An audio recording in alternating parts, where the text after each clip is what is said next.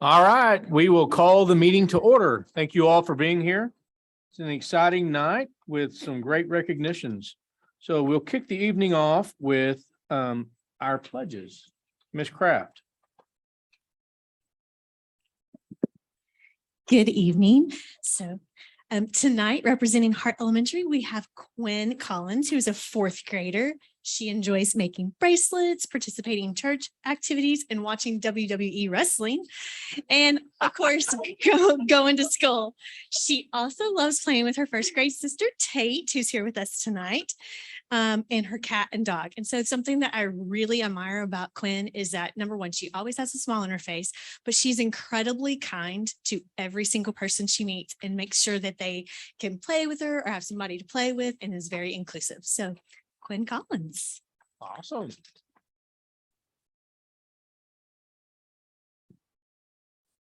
Please stand. I pledge allegiance to the flag of the United States of America and to the republic for which it stands, one nation, under God, indivisible, with liberty and justice for all. Honor the Texas flag. I pledge allegiance to the Texas, one state under God, one and indivisible. Great job.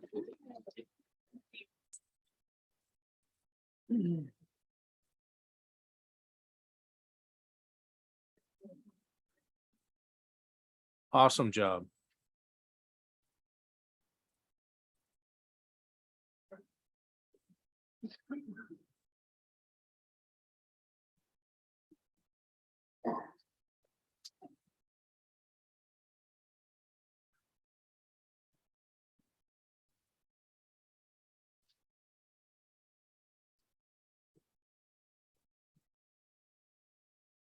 Thank you very much. And if you would, please let the roll reflect that all board members were present. Item 6, public comments related to, item 5, student recognitions. Dr. Tinsley. Thank you. You are correct. We have some wonderful celebrations and recognitions tonight from our high school. So I'm going to ask Dr. Zambezi and Mrs. Smith, Bree Smith, our Director of Advanced Academics, to come up and share this wonderful news.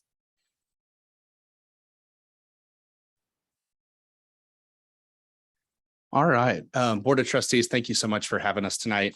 I'm Travis Zambezi, the Lovejoy High School principal, and I'm here with Bree Smith, and we're going to be introducing and talking about our Lovejoy High School students who have been recognized for the 2023 National Merit Scholarship Program. Lovejoy ISD is proud to announce that 19 students have been recognized in the 2023 National Merit Scholarship Program. Over 1.3 million students took the 2021 preliminary SAT National Merit Scholarship Qualifying Test, also known as the PSAT, and met requirements to enter the National Merit Scholarship Program, a nationwide competition for recognition and awards conducted by the National Merit Scholarship Corporation. Each of these students have a selection index score of 207 or above out of a possible 228. The NMSC identifies the 50,000 highest scores nationwide, who are then recognized as either semifinalists or commended students each fall. Just a quick disclaimer, not every student is here tonight, but we want to recognize them by their name. And so we'll go ahead and start that right now. All right, first up, Samantha Bellatour.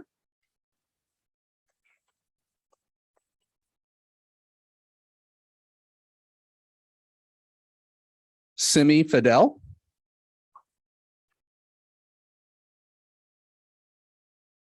Matthew Holloman.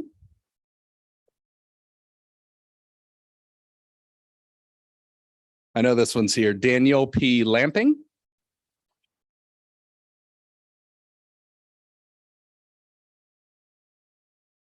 Audrey McCafferty.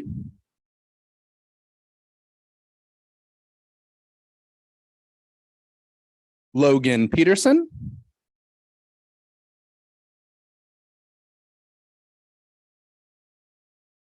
Neil Procuzzi.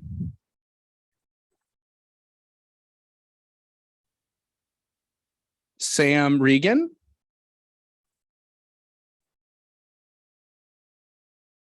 Shruti Submaranian.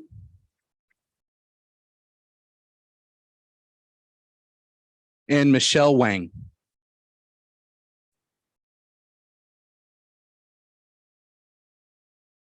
All right, and we're going to continue to recognize some students. So the commended students that you just heard from, or just heard me introduce, those were the top 50,000. And so now I'm going to go over the semifinalists. So out of that over 1 million students who took the test, these are the ones you're about to hear in the top 16,000 in the nation. All right, so from the 50,000 high scorers nationwide, about 16,000 will be named National Merit Scholarship Program semifinalists, representing the top scorers in each state, and the other 34,000 students will be commended for their performance on the PSAT. Semifinalists have an opportunity to continue in the competition for about 7,500 Merit Scholarships awards to be offered in 2023. We are now pleased to announce that 9 students from Lovejoy High School have been named National Merit Scholarship Program semifinalists. First one, Hamza Ahmad.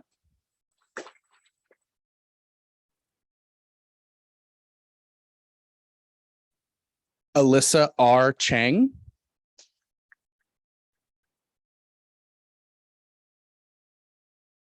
Lauren Duman.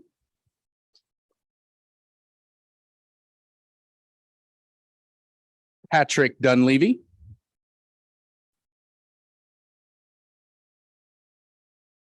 Austin Gonzalez.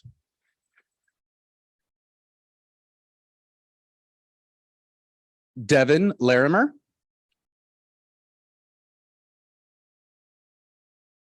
Connor O'Dowd.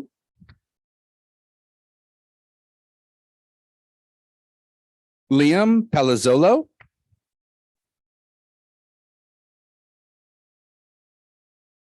And Luke Schull.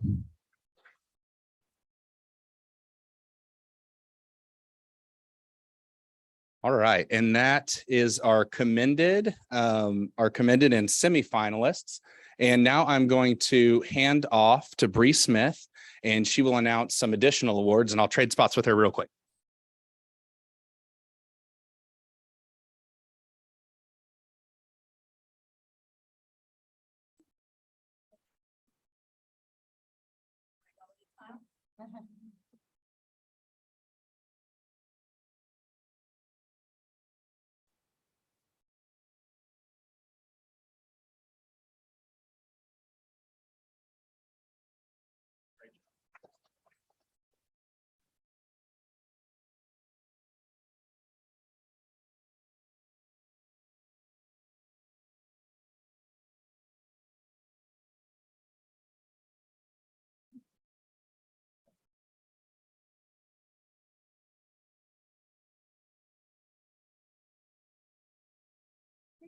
Good evening, board.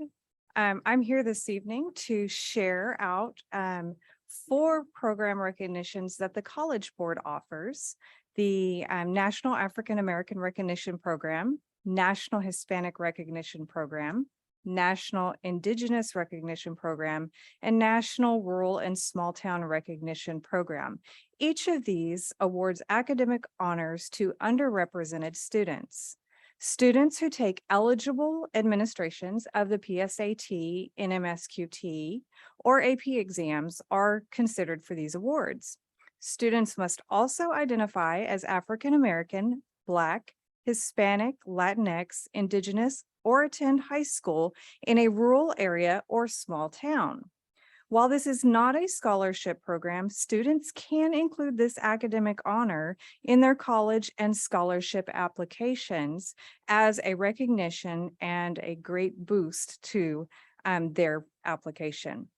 Students do have to have a 3.5 GPA or higher at the time that they submit that application.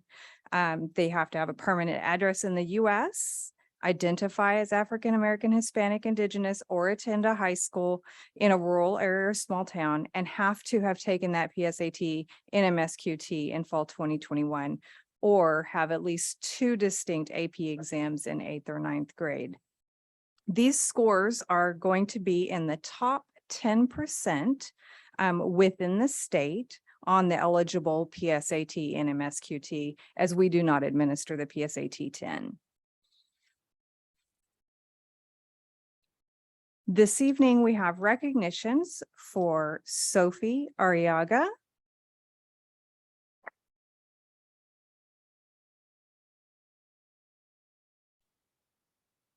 Sienna Blinkowitz,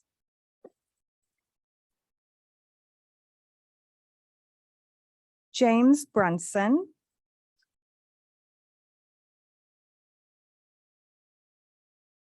Bella Campbell,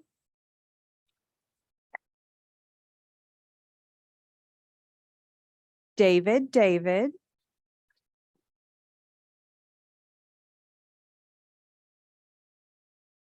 Luke Farkas,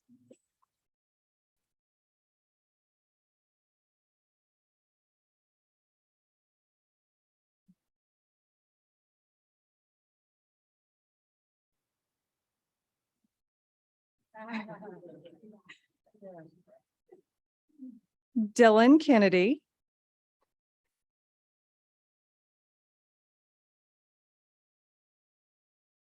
Jasmine Khalil,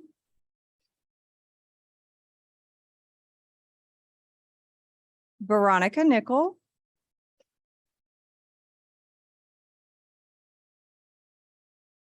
Morgan Paharik,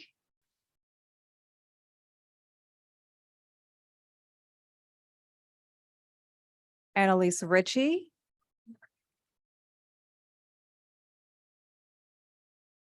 Sophia Rodas,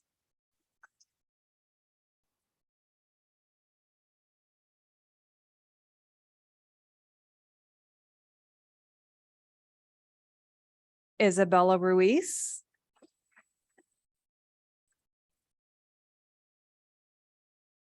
Alex Simpkins, Catherine Smith,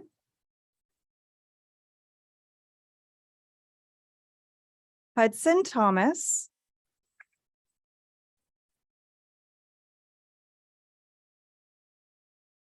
Sebastian Torres,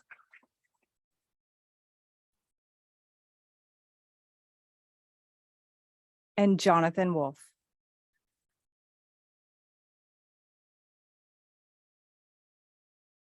Congratulations.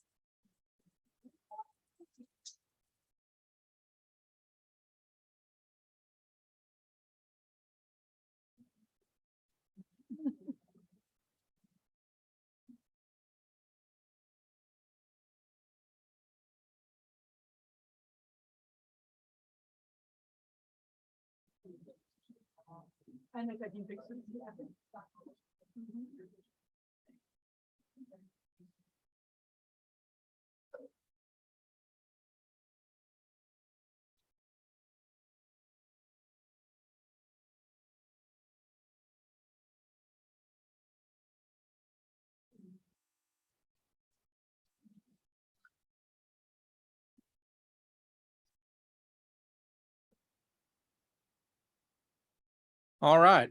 Thank you all for being here. That's the funnest part of our job. So great job, everybody. Item 5B is new hire introductions. Ms. Koenig. Good evening, everyone. I'm going to ask Ms. Cordell to come back up, and we would like to give a warm welcome to our new hires. These are teachers that are new to the district, and tonight we're going to name those that are from Sloan Creek and Willow Springs. We will be giving them a pen to symbolize the next chapter in their life so they can write about that next chapter, and also an apple that of course recognizes the symbolism that they have in the community and for the work that they do. So I'm going to ask first that, will Mr. Coder come up? Oh, I'm sorry. Mr. Coder, would you come up first, please, to introduce your teachers? And then Ms. Halpern.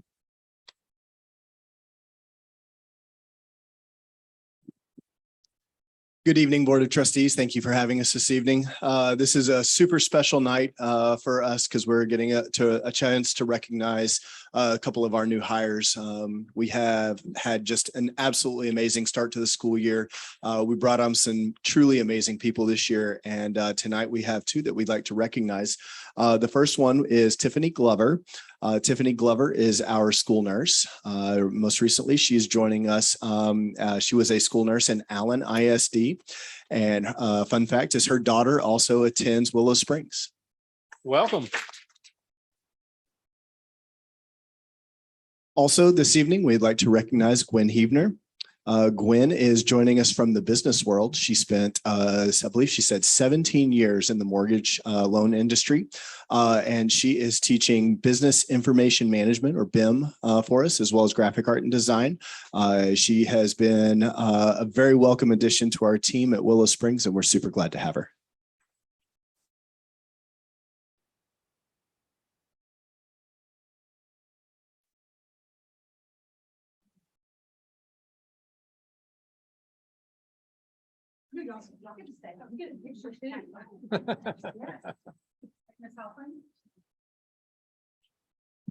Good evening. I have the pleasure of introducing amazing additions to our staff, and most importantly, they support our students so well. So it is an absolute pleasure to get to introduce them. First is Laura Alatabi. She is our 5th and 6th grade reading special education teacher, and she began her career in Richardson ISD teaching 5th and 6th grade, and also previously taught at Hart Elementary.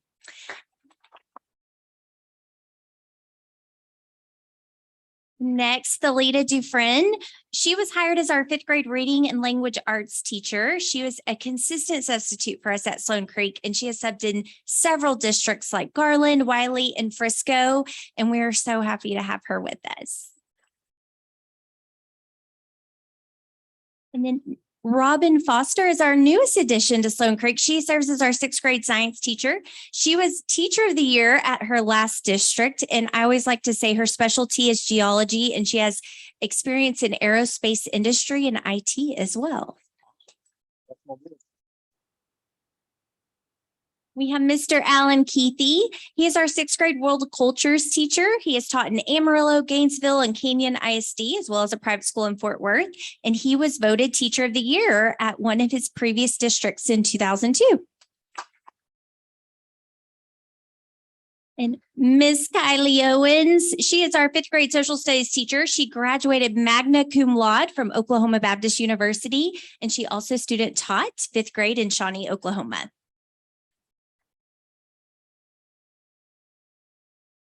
Ms. Nita Salama is our 5th grade math and science GT teacher.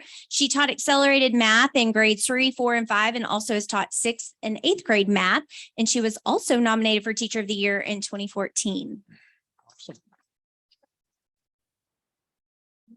Elena Wittes is our specially designed instructional coach. She joins us from San Diego Unified School, where she worked in special education as a resource teacher and a co-teacher. And she was the SPED Teacher of the Year in San Diego Unified. And Trisha Wilkins teaches 6th grade GT science for us. She has taught in Plano, Angleton, and Waco ISD, and she has presented for Region 12 and CAS conferences and has written a curriculum for the past 6 years in her previous district. So happy to have her. And then we have a few that are not here. Oh, didn't see Miss Cox. Miss Cox, come on up. So we have Miss Cox, Debbie Cox, that is here. She's our 6th grade reading and language arts teacher. She previously taught at Lone Oak High School, Caddo Mills High School, and Caddo Mills Middle School, and was named Teacher of the Year in her previous district as well. And we have a few that were not able to be in attendance, but I would love to just recognize them real quick. Jennifer Bussey is our new nurse at Sloan Creek. We have Veronica Orozco, who is our music teacher, who previously taught in Wiley, Garland, and Richardson, and was also Teacher of the Year in her previous district. And Samantha McLaughlin, who is our speech and language pathologist assistant, who has joined us coming from Sherman ISD. So happy to have this wonderful crew with us. Awesome.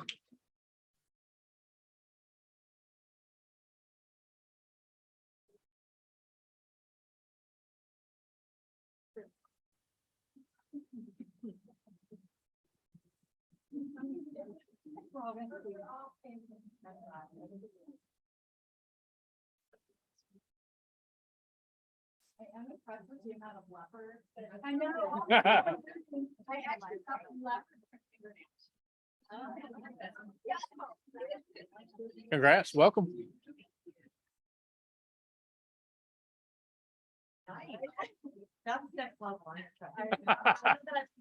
What is it? Nice. That's impressive.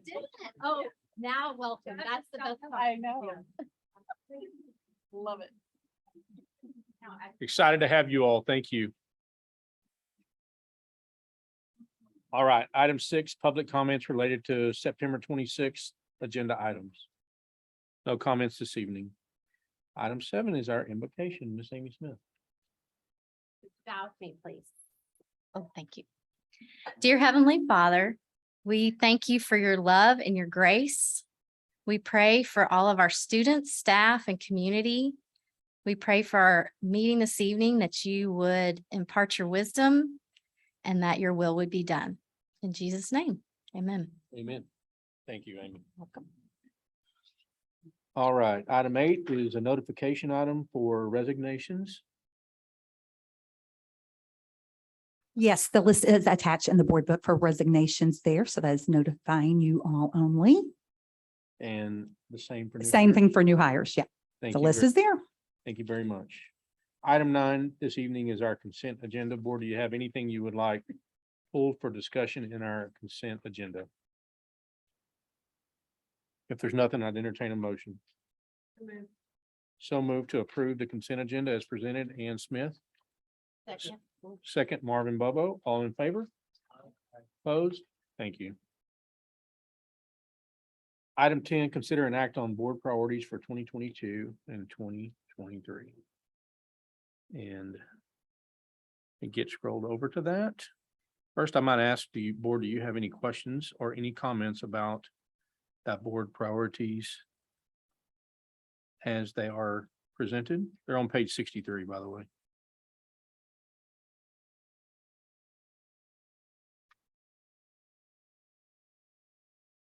So last in our board workshop, we discussed the language updates. We added the headings and titles. We amended our board priorities to be in alignment with what our focus is in our district currently, which should give further clarity to the community and our staff and parents about what our priorities are as a board.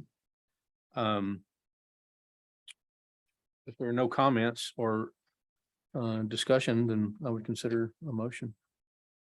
Good. I really like the headings. That's nice because we had the numbers before, but if you wanted to quickly rattle off the 5 things, you could do that without. It's just, that's really good. So, whoever's idea, I like it. Thank you. Any other comments? I move we approve the board priorities for 2022, 2023. Second. Moved Amy Smith, second Julie McLaughlin, all in favor? Opposed? Thank you. Item 11, consider an act on House Bill 3, early childhood literacy, early childhood math, college, career and military readiness proficiency goals and progress measures. Dr. Tinsley. Thank you. I shared at the board workshop earlier this month, the proposed goals for House Bill that meet in order to meet House Bill 3. And so I'm just going to review the statute and while we bring those forward, and we'll review the goals, and then we'll be asking for your approval on the goals. So this was part of House Bill 3 that we school boards are to adopt detailed plans developed by management team that contain specific quantifiable goals in 3 areas.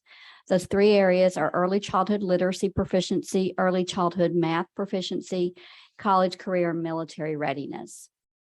And the goals for the early childhood literacy and math, it's only for 3rd grade. It must include progress measures for kinder, 1st, and 2nd grades. And then it also aligns with House Bill 3 mandate that we use integrated assessments through that process as well too. For the goals for college and career and military readiness, we look at academic proficiency and data-driven instruments such as ACT, SAT, TSI, AP, dual credit exams. Career ready, which means students who've completed an industry-based certification or special education workforce ready. And then also those students that are enlisting in the armed forces and reporting to military. So when we look at goals, we look at quantifiable goals. We call those SMART goals. And so we have to establish a baseline. So what is our current state? How are our kids performing? Then we identify a target where we want our students to perform. And then we look over a 5-year plan. So when it's a reminder, you'll see the goals in just a minute of how we're growing each year. And then, of course, the board adopts the goals and progress measures for each goal created for the plan. So the goal we are recommending for the early childhood literacy is that the percent of third grade students that score meets grade level or above on STAR reading will increase from 81% to 87% by June 2025. And we also broke that down into the yearly target goals and then also closing the gap for our student groups. So the progress measures would be that when we look at kindergarten, the students would be reading on grade level or above will increase from 79% to 85% by June 2025. And we talked about strategies there on how to achieve that. Then for our first grade students, our current state was 76%. We would increase that by 85% by June 2025 of the students reading on grade level or above. And then for second grade, it would increase our students reading on grade level or above would increase from 86% to 90%. Of course, if we could even exceed that, it's even better. And I think we even saw that growth this year from our third grade reading scores overall. Then for the math goals, we are recommending the percent of third grade students that score meets grade level or above on STAR Math will increase from 76% to 85% by June 2025. And the progress measures, we would look at our kindergarten students that meet or masters the end of year math assessment.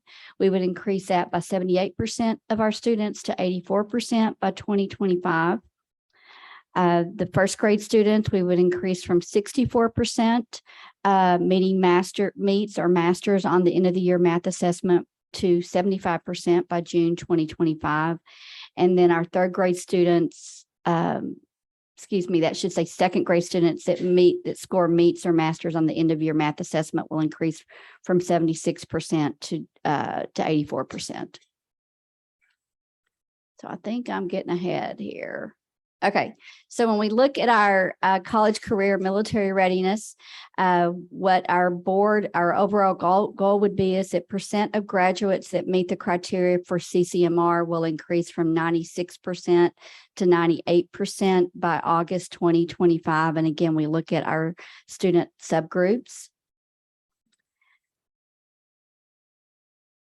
And then let me go back. I think I did. So progress measure 1 would be graduates who meet the Texas Success Initiative criteria in both English language arts and reading, and then math will increase from 85% to 90%. Progress measure 2, our graduates will meet criterion on AP exam in any subject will increase from the current state of 71% to 76%. And then graduates who earn an industry-based certification will increase from 31% to 45% by August 2025. And the reason that it's not June is because we do not get our progress measure reports for CCMR until August. So those are the 3 goals that we're proposing for the board to approve. These goals, if approved, will also be included in our district improvement plan that we'll be bringing forward at the end of October for approval, and also embedded into our campus improvement plans as well too. So that's just kind of the plan that we've been following. And any questions?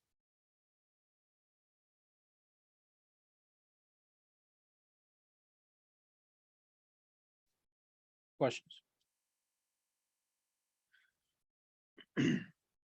there are none, I would entertain a motion to approve the plan. Mhm. So move Marvin Bobo. Second. Second, Ann Smith, all in favor? Opposed? Thank you. Okay, thank you. Item 12, consider and act on the special education guest educator rate for 22 and 23.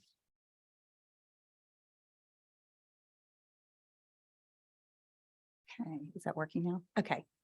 Good evening, everyone. Once again, I bring forth, wanted to share some data with you about our special education guest educators here. First of all, there we go. Just wanted to let you know, we are currently trying to fill our special education aid vacancies. We are interviewing for Hart right now, and we have a very good candidate that we're hoping to hire. We also have a long-term substitute at Willow Springs Middle School, so we can look for that position. And we just had someone start actually today at Lovejoy High School and filling that special education aid position. So we've been actively trying to recruit and hire for those. And those are tough positions to fill, of course. And of course, we'll continue to look for Sloan Creek, but just wanted to tell you kind of, we do have 3 openings there, and which really kind of tells us why we're having difficulty filling special education in general. If you look at the next slide, you'll see I was looking at guest educator fill rates, and this was actually something that our principals brought to us. They put it on the agenda this morning, actually, and we were already looking at that and reviewing it and trying to think ahead. You can see last year our fill rate for special education was 55%. And for general education, it was 81%. So there's, quite a bit of difference there. And then for the same time, the first month of school basically is what we were looking at. And then of course, this year it was 59%, 82%. And then overall for the year, the comparison for special education was 62% to 75%. So I've been working with other departments, and Sancy and I have brainstormed and kind of came up with, can we come with a solution to help support our teachers and campuses? And as one of our principals says, it's hard when you have to split up, split some classes and coverage, because we need we need people to fill those positions. And we know that right now we get kiddos sick and our teachers need to stay home and take care of their own families.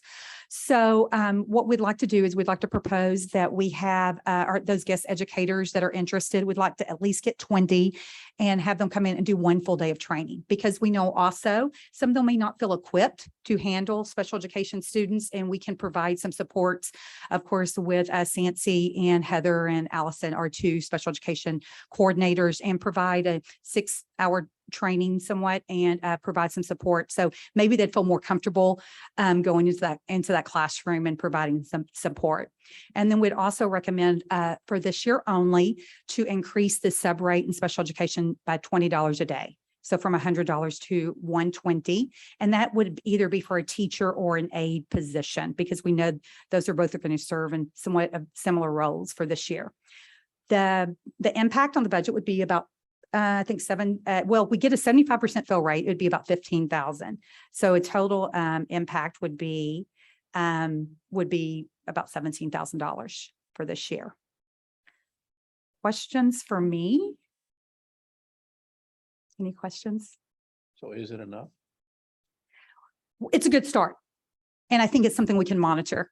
And I know we kind of brainstormed some ideas of some other things we need to do. Fill rates everywhere they're difficult, mainly because we're in a teacher shortage right now. And it's definitely a difficult position to fill in, because there are, our special education aides and teachers. I mean, they sometimes help with feeding tubes. They help with diapering sometimes, just some different things. And it's a very important job. But I feel like, the more that we can do to recruit and help our classroom teachers and our kiddos, it's, the needs that they have. So that's the purpose behind it, is filling those to help make sure that we are providing, the appropriate things that we can do. Compared to surrounding? Actually, I do. They're pretty much comparable to everyone around us. And are other areas doing anything different than what you're proposing here? to try to Well, fill their gap? some of them are doing where they pay more on Mondays and Fridays for any teacher that subs. That's something that's happening. A lot of them, I'm going to be very honest, are outsourcing. And where I know, and I was in a former district that did that, so I understand that. You know, a lot of them are, some of them are doing things where if they, you know, they would get a bonus. Let's say they sub, there's 20 days and they sub 15 out of 20 days of the month. They might get a $50 bonus, some of those types of things. We're just trying to identify some things that we can quickly kind of see and monitor to where to go from here to provide some support there. Those are some good questions. So my understanding this, the guest educators that are already participating, we're trying to get some of the people that are already doing it to be qualified. For special education. And if we can keep that Yes. more in-house, then We would want to we do know that, the yes. people we're working with. Right. And honestly, like we've called and asked our current guest educators, like, will you come and sub? I know Sancy and I both made some phone calls and they're like, is it special ed? That's their first question. You know, is this a special education position? And also sometimes when they come to the campus, we might have to have the principal move them to a special education position and they're very hesitant. So we're hoping that if we can provide some support there and provide some training of what to do, that might be, they perhaps could feel a little bit more comfortable. We are always open for ideas and doing anything, but this is, I can tell you, back during COVID, fill rates in most surrounding districts were below 20%, just in general. A lot of them got up to 50 or 60%, but even 80%, you were doing pretty good compared to other districts. So it's just kind of the market that we're in right now. And I hate to say that. So.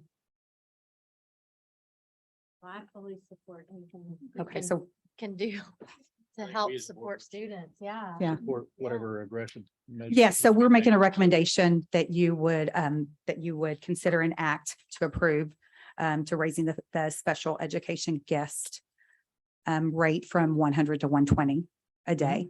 And of course, the $100 a day to train them for that first day. And then after that, if they filled in a substitute, if they were subbing in a special education classroom, either as a teacher or an aide. Any other questions? Like a pragmatic approach and let us know. Yeah. That'd be my request is to let us know what impact this has in a follow-up and see if we need to do more. Okay. I appreciate that. And I I- know our principals back there are appreciating, they're all shaking their heads. Yes, and we'll give you a monthly update. We'll see how it goes and gives you an update here. I move to approve the training budget as requested and the increase in the fill rate from 100 to 120 for special education. So move Jason James, second Julie McLaughlin, all in favor? Opposed? Thank you. Thank you very much. Flavor. You caught that? Favor. We love you, Barry. I know you do. Item 13 is intruder detection audits from Kevin Parker. Thank you.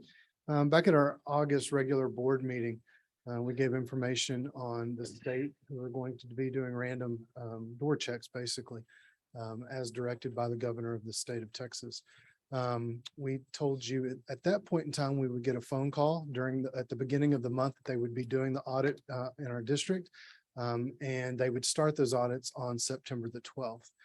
We got a phone call at the beginning of September saying that that's going to be our month. They didn't tell us how many, they didn't tell us where, they didn't tell us how many campuses. They just said, we will be in your district during the month of September. Ms. Haynes was the lucky winner of that lottery at Puster Elementary School. But we're very pleased to announce that when we had the auditor, they checked 3 exterior doors, which is phase 1 of the audit. All the doors that they checked were very secure. They were not able to gain access to Puster Elementary School.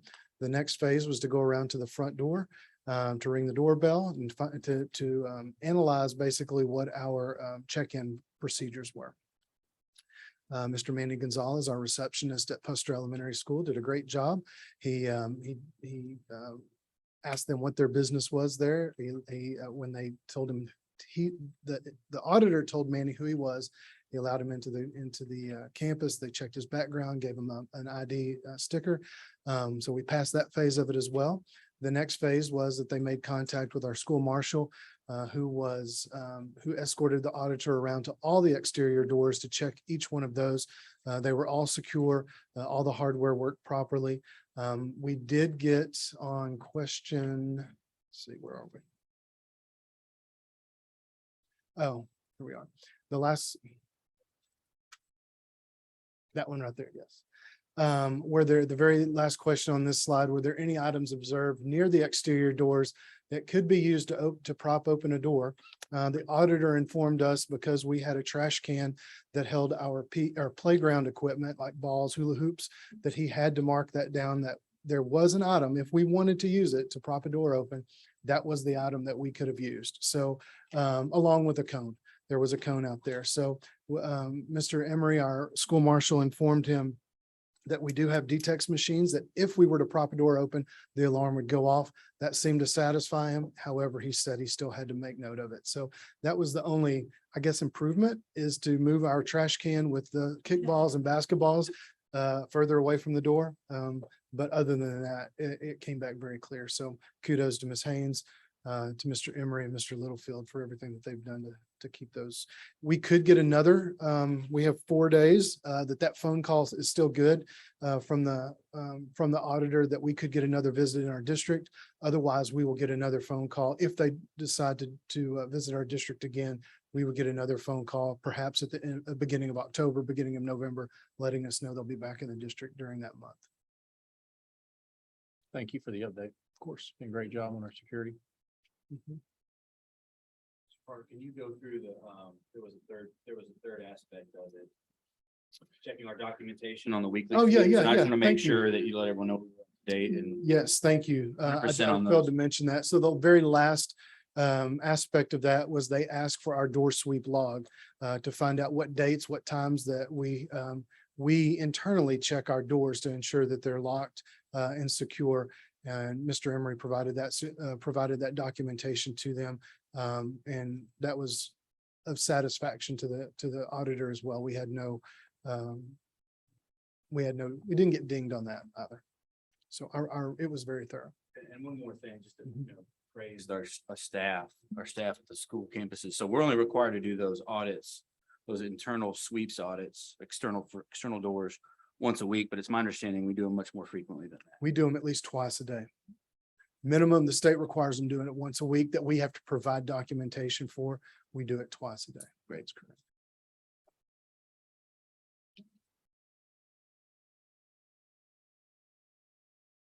Any other questions? I don't think my clicker's working.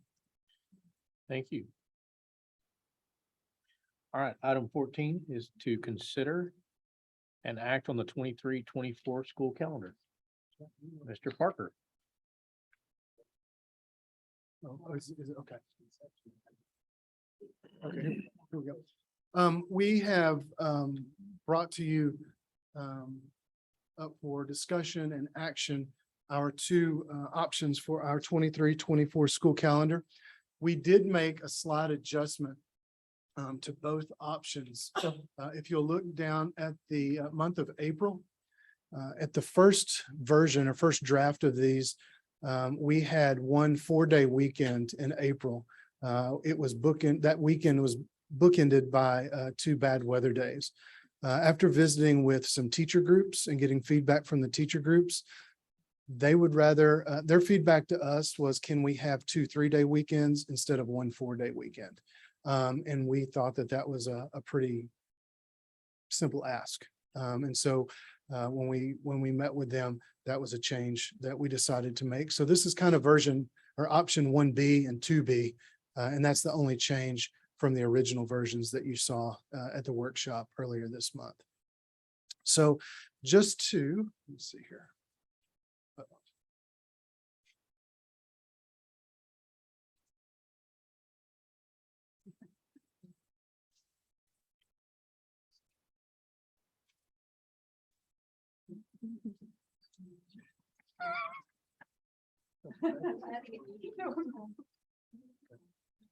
So just to kind of recap and review the differences between the two options and kind of give you some pros and cons.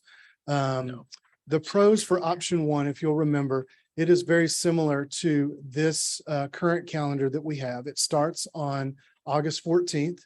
And we have a fall break that is similar. Well, it's the exact same that we will have this year. We'll have a Monday and a Friday off that will give us a 4-day fall break. Some of the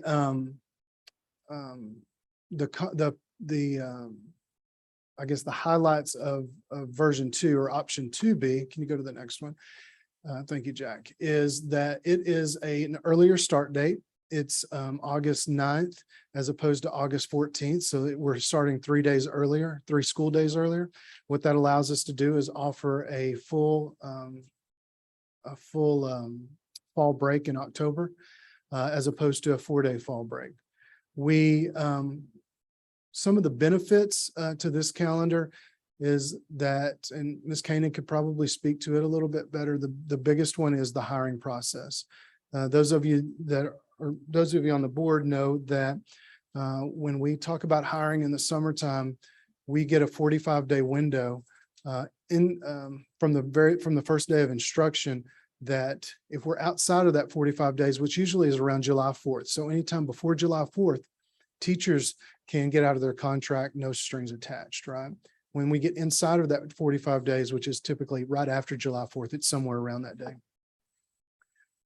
They have to get approval to get out of their contract. This year, we ran into a bit of a struggle because we had schools that started before us. And so their 45 days kind of trumped our 45 days, basically. So their teachers, they were able to come and, for lack of a better term, pluck teachers out of Lovejoy ISD because they were not bound to their contract because we had not hit our 45-day mark yet, if that makes sense. Some of the cons to it are that our extracurricular activities, our extracurriculars for athletics and fine arts, they would they wouldn't get much of a fall break because they would be practicing during that time. I know Mr. Hoyer had mentioned that they have a UIL competition on October the 14th, which is the Saturday at the end of that full week of fall break if we used option 2. So those are some of the highlights that we have on those 2 options. I'd be happy to answer any questions. Other than that, there's really no difference between the two. That's the big difference, is the start date and the fall break. We did get a lot of feedback from teachers. I met with 2 teacher groups. We also sent out in Ms. Cordell's communication to the community. The teachers got that as well. We had a lot of teachers who responded to that communication or to that feedback opportunity that we considered as well. And so those are the 2 options. That's what I was gonna ask. I just wanted to know how I guess there was a misconception, there was voting, we're not really voting, but just share your feedback. So I was just Right. curious to know. And the how form that was simply an open-ended, what are your thoughts? So it wasn't, I vote for this. Some of them put that in the wording, I think. went. Yeah. But it was an open-ended question. We visited with the principals at least on 2 occasions and wanted to find out their feedback as well. And also with the directors, Dr. Matthey, Coach Ross, visited with band directors. We wanted to make sure that we had a 360-degree view and understanding of how much it impacts each program and students. The administration making a clear recommendation of A versus B? If you would like us to. If you're asking for a recommendation simply because of the hiring season that we just came out of, and it may not seem like a lot, but 3 days is a lot, and it really hamstrung us on our hiring. And for that simple reason, I would recommend option 2. So that makes sense to me. I think we've talked about priorities on teacher retention and anything we can do to make sure we're taking care of our people and retaining the good ones that we have in any way. I guess what keeps this from being a next year, another district goes 2 days sooner and the next year, another, I mean, at some point, are we starting in July? I mean, where's the end game on this? Right. It's, that's a rhetorical I question. You don't have to answer that. Well, I will tell you another benefit, Mr. James, is attendance, is teacher attendance too. I think that you get into October and probably April are the two hardest months. Just because there's just so long with it, you're just kind of, they talk about the dog days of summer. That's kind of the dog days of school, because you've been doing it for so long and we start getting more absences during those months. And I think if we were to give, which a lot of teachers did give feedback that their preference would be to have option 2, because it is nice to have a break. It is nice to have a mental break. I think we would have better attendance from teachers especially, and students too. But especially the teachers who are taking a day off here, a day off there, just to have a mental break, and then coming back and doing their job. So the cons are the 3 days, the pros are the improved hiring and the full fall break. That As is I hear correct. it. That is correct. Clear?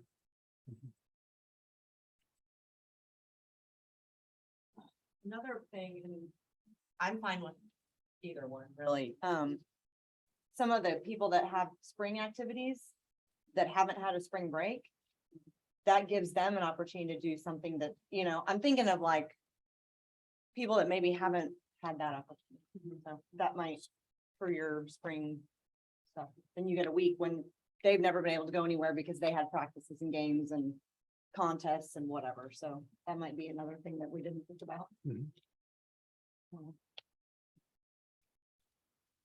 A lot of the feedback I saw from staff was discussing, the benefits of starting the school year midweek. And while I certainly appreciate that, I'd be willing to discuss that in future calendars. I mean, I don't know how willing I am to start school the first week of August, to do that, to accomplish that goal. And if you take that reason out of it from some of the feedback, I don't know. I grew up going to summer camp and being a counselor, and I know that kids at summer camps they would be impacted by, and I know it's a small segment, but starting August 9th instead of August 14th, that would conflict with that. So philosophically, taking the school year even earlier, I have a concern about it. It is early. Yeah, There's no doubt about it. yeah, and I mean, I know this option 2B is basically exactly what Alan did this year. Basically, I mean, they started the Wednesday before we did, and built in a full week of fall break. So, I don't know. I'm struggling with, starting August 9th as opposed to, kind of where we are this year and where we'd be next year, going with August 14th. And then, I saw a lot of feedback from parents who had, fall sports, fine arts. I mean, Lovejoy football team is going to play the week of the fall break, and all those activities that go along with it are going to continue. And so I don't know how much benefit there'll be to everyone for a full week off the fall break, but those are just my concerns on it. In the calendars of our neighboring districts, if we're worried about the hiring window, like is Allen's out, is Frisco, some of these other neighbors?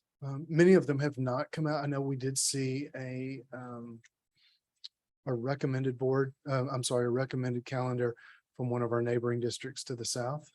That is, I think, identical to option 2.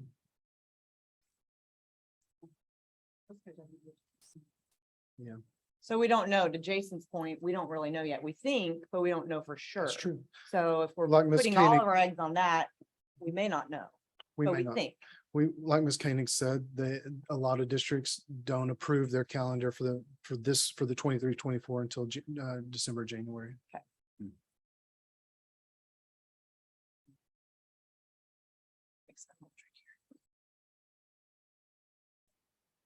we approve ours now?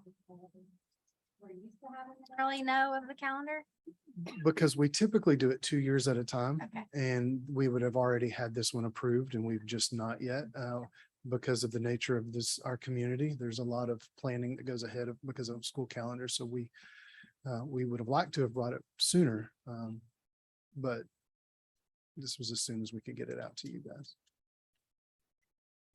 My thoughts, I would like to say thank you so much for all the work that you did Sure. to go into this. I can only imagine how much you talked and I also very much appreciate that you involved the staff and the principals and the teachers as much as you did with the feedback. I wanted to thank the community that sent in your responses. I did read all 374 of them. I did think it was interesting to see parents responded and then their high school child also respond with an opposite viewpoint. And over a third of them came in from staff, which I thought was very interesting. I know calendars are personal because they impact your family so much. And that is certainly reflected through the comments. I didn't see very many that were like, oh, I could go with either one. It was like, I adamantly want A or B. So I know with regardless of what we do tonight, we're probably going to be good with about 50% where we're at. You know, for me, since I've been in the district for 6 years, that Monday, the 15th has generally been the start point the entire time that we've been in district. For my own kids and for also members of the community that I spoke to, they have already made plans. I know I have several of my own children that are already in non-refundable camps because you book those as you leave the year prior.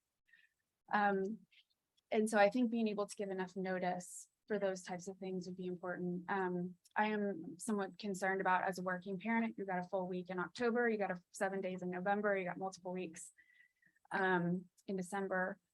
And I also have that same question around sports and what the requirements are going to be regarding practices and that sort of thing. And so for that reason, my vote tonight is going to be for option 1.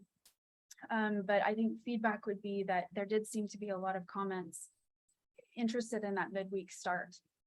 So I think that could be something that we would consider as you develop in the future. And if the board tonight goes with option 2, my feedback would be that we try to give as much information as possible as far as if the teacher is also moving and if tryouts are also moving and if just so parents can also plan that would be important. And if we are able to develop the calendar by like May, so as they go into summer, they know that a year, that's fine. Thank you for your time. Was there any feedback or thoughts about improving our attendance rates for, funding? Did y'all think about that at all? Just again, kind of like the teachers giving intermittent breaks, just to allow for some time off, some breaks, so people don't, the fact of the matter is when you give a week-long break here, or when you give a 4-day weekend, they're gonna, people take 5, because the flight, the cost of flights may be a little bit better. We're leaving out on the Thursday, so. But to answer your question, Mr. Bovo, they, giving as many breaks throughout the year typically tends to help our attendance just because they're already built in and people don't feel the need to take a day off for a mental health break or what have you.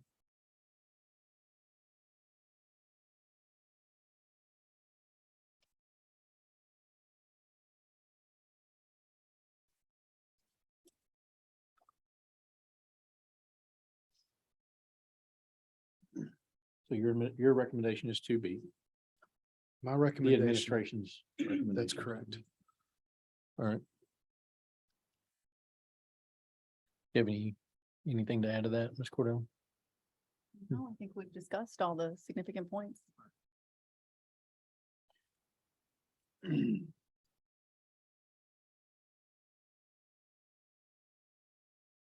Well, we will need a motion one way or another.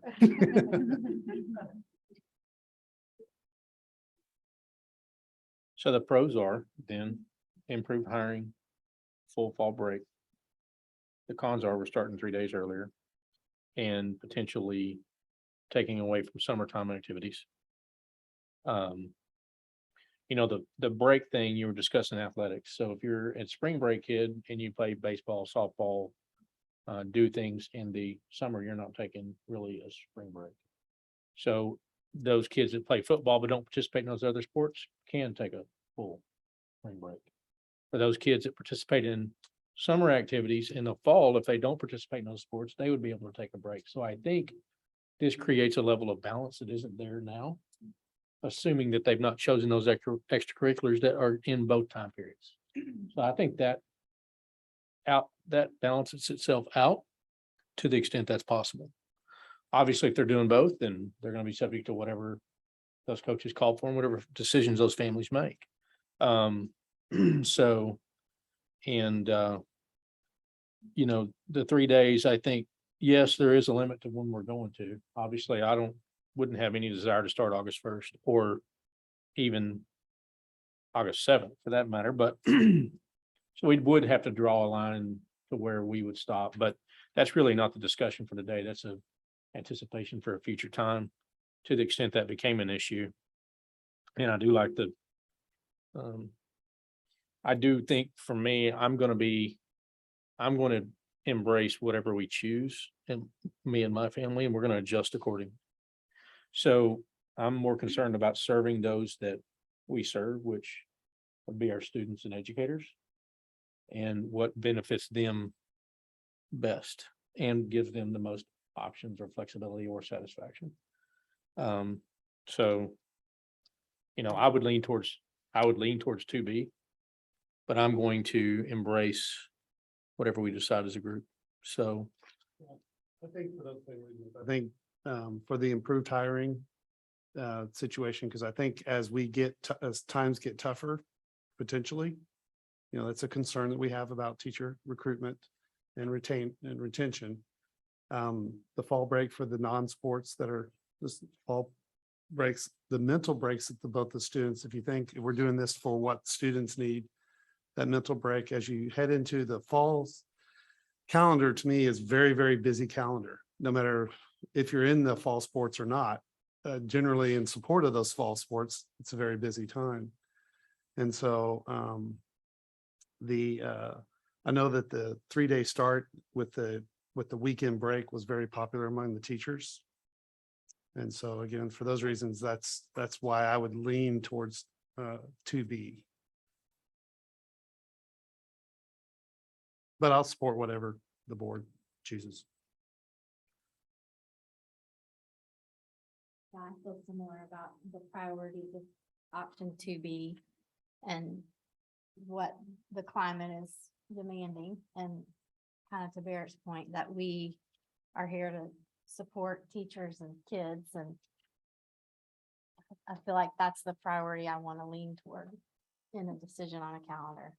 So I support 2B as well, if that's the recommendation of the administration. I mean, and there's no bad option, right? Right. And, but there are some differences to the options. I don't know that they're very controversial in nature. I mean, I understand our priorities. I understand the challenges that we face in the hiring market. And, and I do, ask, I mean, Jason raised a good question. If everyone wants a day ahead, they can get it, right? They can just keep moving that thing forward and forward. But I, like I said, it wasn't a vote, it was feedback. And I saw a tremendous amount of support in the staff for option 2. And I saw larger than majority support in the community from parents for option 1. So,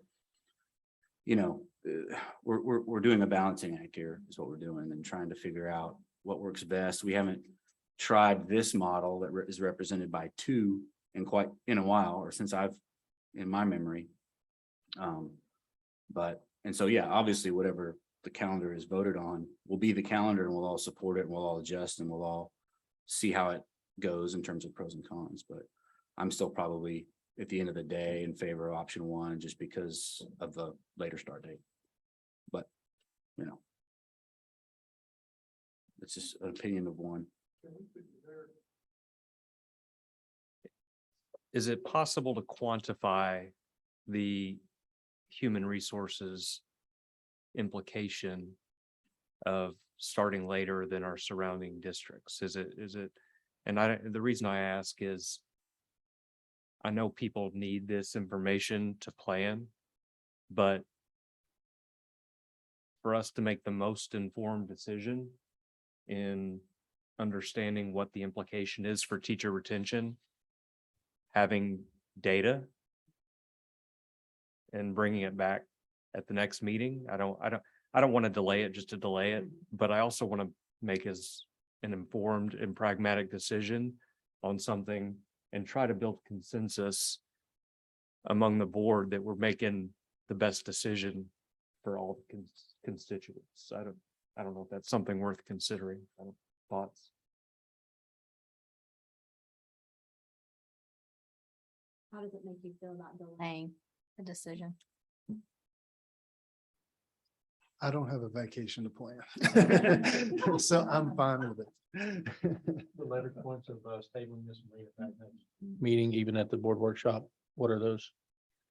As was shared earlier, most districts are not even reviewing their calendar for approval at this point.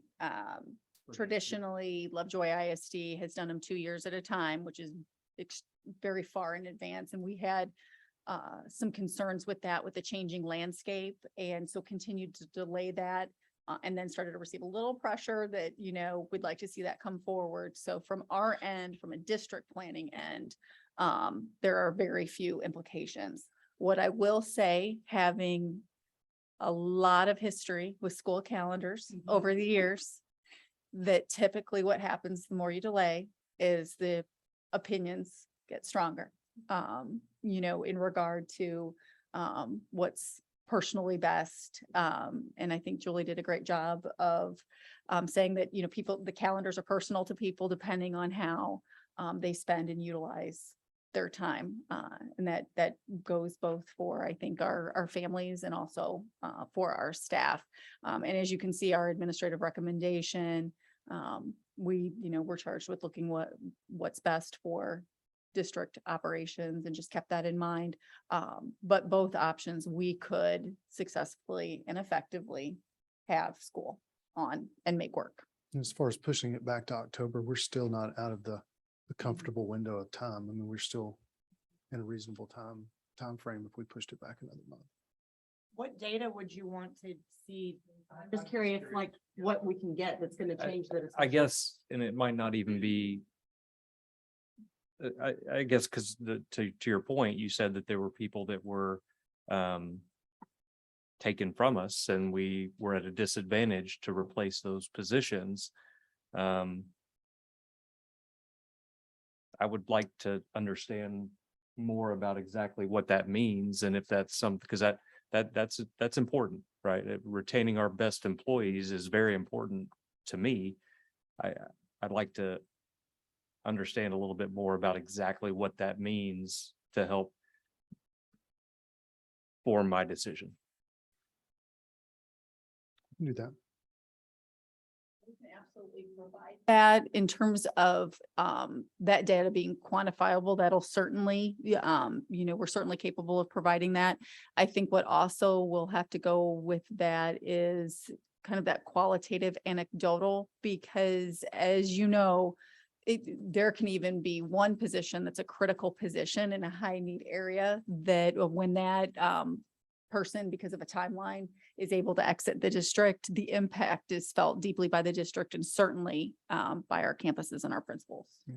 And as you know, when we started the day, the year, a few days after the other districts that started earlier, even when you get inside that 45-day window, there are some districts that are pretty ruthless, and even within that 45-day window, they're still going to come after our folks. So anything that we can do to protect that as much as we can, that's a benefit to keeping our best teachers.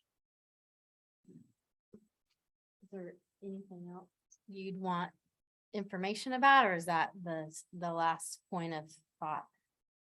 No, I'm really struggling with this as I've thought through it.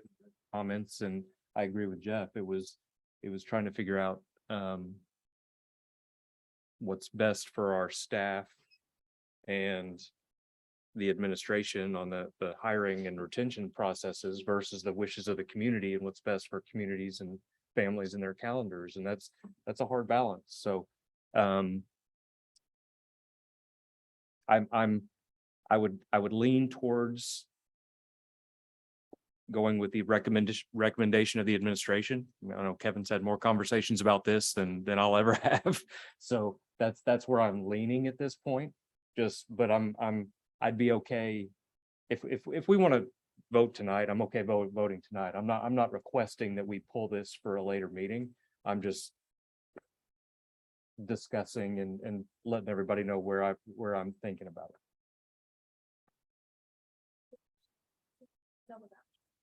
Right. So if I think about those comments, there was actually a lot of consensus around a Wednesday start. Where it seemed to really diverge in the opinions was having a full week break of October because of the fact that certain people were still going to be practicing. And then you had October, November, December, all in the fall to have those kind of breaks versus in the spring. So I'm glad I'm far enough away from Katie and Kevin not to take a bullet here, but I don't, because I'm not really trying to redesign the calendar, but if we started early, did we also consider maybe ending before Memorial Day? Just so you still have that big block of summer? And that sort of takes away that extra full week in October. Well, then you get into all the people that plan on graduation being a certain, it's like, you know, we've always had it this way, then you open that can. I think there's gonna be 15 cans that open no matter what we do. We'll never satisfy. Yeah. And I think Katie answered my question on the retention. And I know I remember seeing the people that came through at the end during those timeframes and some of those key positions. I don't want to get into a race to the never-ending finish line with other surrounding districts. I mean, I'm concerned about that. I think Jeff, you're concerned about that. I mean, I remember growing up, starting after Labor Day, right? I mean, that seems crazy that we're talking about going into early August now, but I am comfortable supporting the administration's recommendation for option 2 if we want to go down that road. From a historical perspective. I can't remember exactly what year we decided, but in the past, fall break was actually very, very, very popular. And so I was kind of, it's interesting looking at all the comments I read through where there was a lot of comments about we don't need a fall break, but I remember it being very popular. Like it was, everybody's like, wow, why don't we bring those back? There have been calls in past calendars saying, when can we have it back? And the Just a reason piece is of for information. for those kids who do spring sports, they don't get a spring break at all. And for those kids that play football or some of the other stuff and don't do that, they do get a spring break. So they don't really get a break at all, other than Christmas. So that's one reason why I think, and the balance between those two is reasonable. But And maybe that was the reason why it was popular. I'm not sure why, but I just remember it was when we proposed the calendars, one or the other. In the past, it was pretty clear. Hey, let's go down the fall break route. But option 1 doesn't eliminate a fall break. It just makes it a 4-day week. There's just a 4-day weekend labeled the fall break. So it's basically a full week or a 4-day weekend, the 2 options. So they're not that drastic, right? Between the 2. Well, I Depends if you get I a just spring asked break you or to not. subjectively. If you don't get spring break, it Yeah, is drastic. yeah. Just, you know. From that vantage. At one point, we didn't have a whole week for Thanksgiving too, but yes. We could do that. Did you say something about open 15? I say cans we and just then vote. Yes, 16 right there. well, like Jason was saying, I'm good with a vote tonight. If that helps, relax some discussion around this, and also definitely because the administration feels that it's a tool that they can use to improve recruitment. And the administration is recommending it.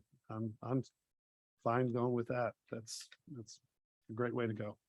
And again, I'm fine with whatever the consensus, the majority is. Well, Does traditionally when we vote, we have a motion one way or another and we vote on it. So I move that we approve option 2B for the 23-24 calendar. All right, motion to approve option 2B has been made by Ann Smith, Second. second by Marvin Bobo. All in favor, say aye. Aye. All opposed. So I have that as 1, 2, 3, 4, 5 to 2. Motion passes for option 2B.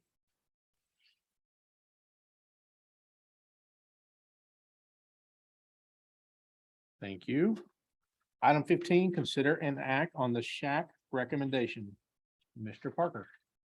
Yes, Ms. Fuller is going to be giving you the human sexuality continuum. I thought it would be better and easier for you guys to read a hard copy. That's it's a lot to navigate digitally. So she's handing out the hard copy for you guys. I'm going to turn it over and let Ms. Kranz start us off. But I am happy to say that we've had some really, really good SHAC meetings to discuss this, go through this process. Really great discussions about what they felt was a good reflection of what our community values are here in Lovejoy. So I'm going to turn it over to Ms. Kranz to begin the presentation. So just as a reminder, Stephanie Kranz, Director of Student Support, thank you for having us here tonight. So what is SHAC? That is our School Health Advisory Council, and it's a committee made up of parents and students and staff. And really, it's intended to be an advisory to the board and the school district around school coordinated health programs, and really provide that local community lens on what we teach our students around health education. So it's also required by Texas law. And we know some of the purpose behind it is we know that healthy children actually learn better. And so when we can focus on health education and that comprehensive view of children, that the intent is to make sure they're in a healthy place, which helps them to learn. So that's just kind of a reminder what SHAC is. So kind of what we're here for tonight is with the 87th legislative session and Senate Bill 9 and House Bill 1525, there was some changes around some responsibilities get provided to SHAC. And so what the law really stipulated, and you've adopted in board policy EHAA, is that you are to adopt have a resolution convening SHAC for the purpose of making recommendations around human sexuality instruction in the school district. And that SHAC has to have at least 2 public meetings, and that SHAC then brings forward those recommendations to the board at a public meeting, and the board then has to act on those recommendations at a public meeting. So that's what we're here for tonight, is to consider and act on the recommendations from the SHAC committee. So some other requirements. Thanks, Jack. Thanks, Jack. So some of the other requirements for districts are that we are required to inform parents of what we are going to be doing around human sexuality instruction. We have to provide that written notification to parents at least 14 days prior to when instruction will occur. And this is kind of a significant difference. It's an opt-in. So in the past, it was an opt-out. So the general consensus was every student's going to get this unless a parent opts out. Now, the requirement is parents have to choose this for their students and their children and their family. So that's a really distinct difference. The district will provide that written notification, our instruction, our TEKS, and kind of the lessons that will be used will be available to parents on a website so they can see, and they will choose if that is what is best for their family.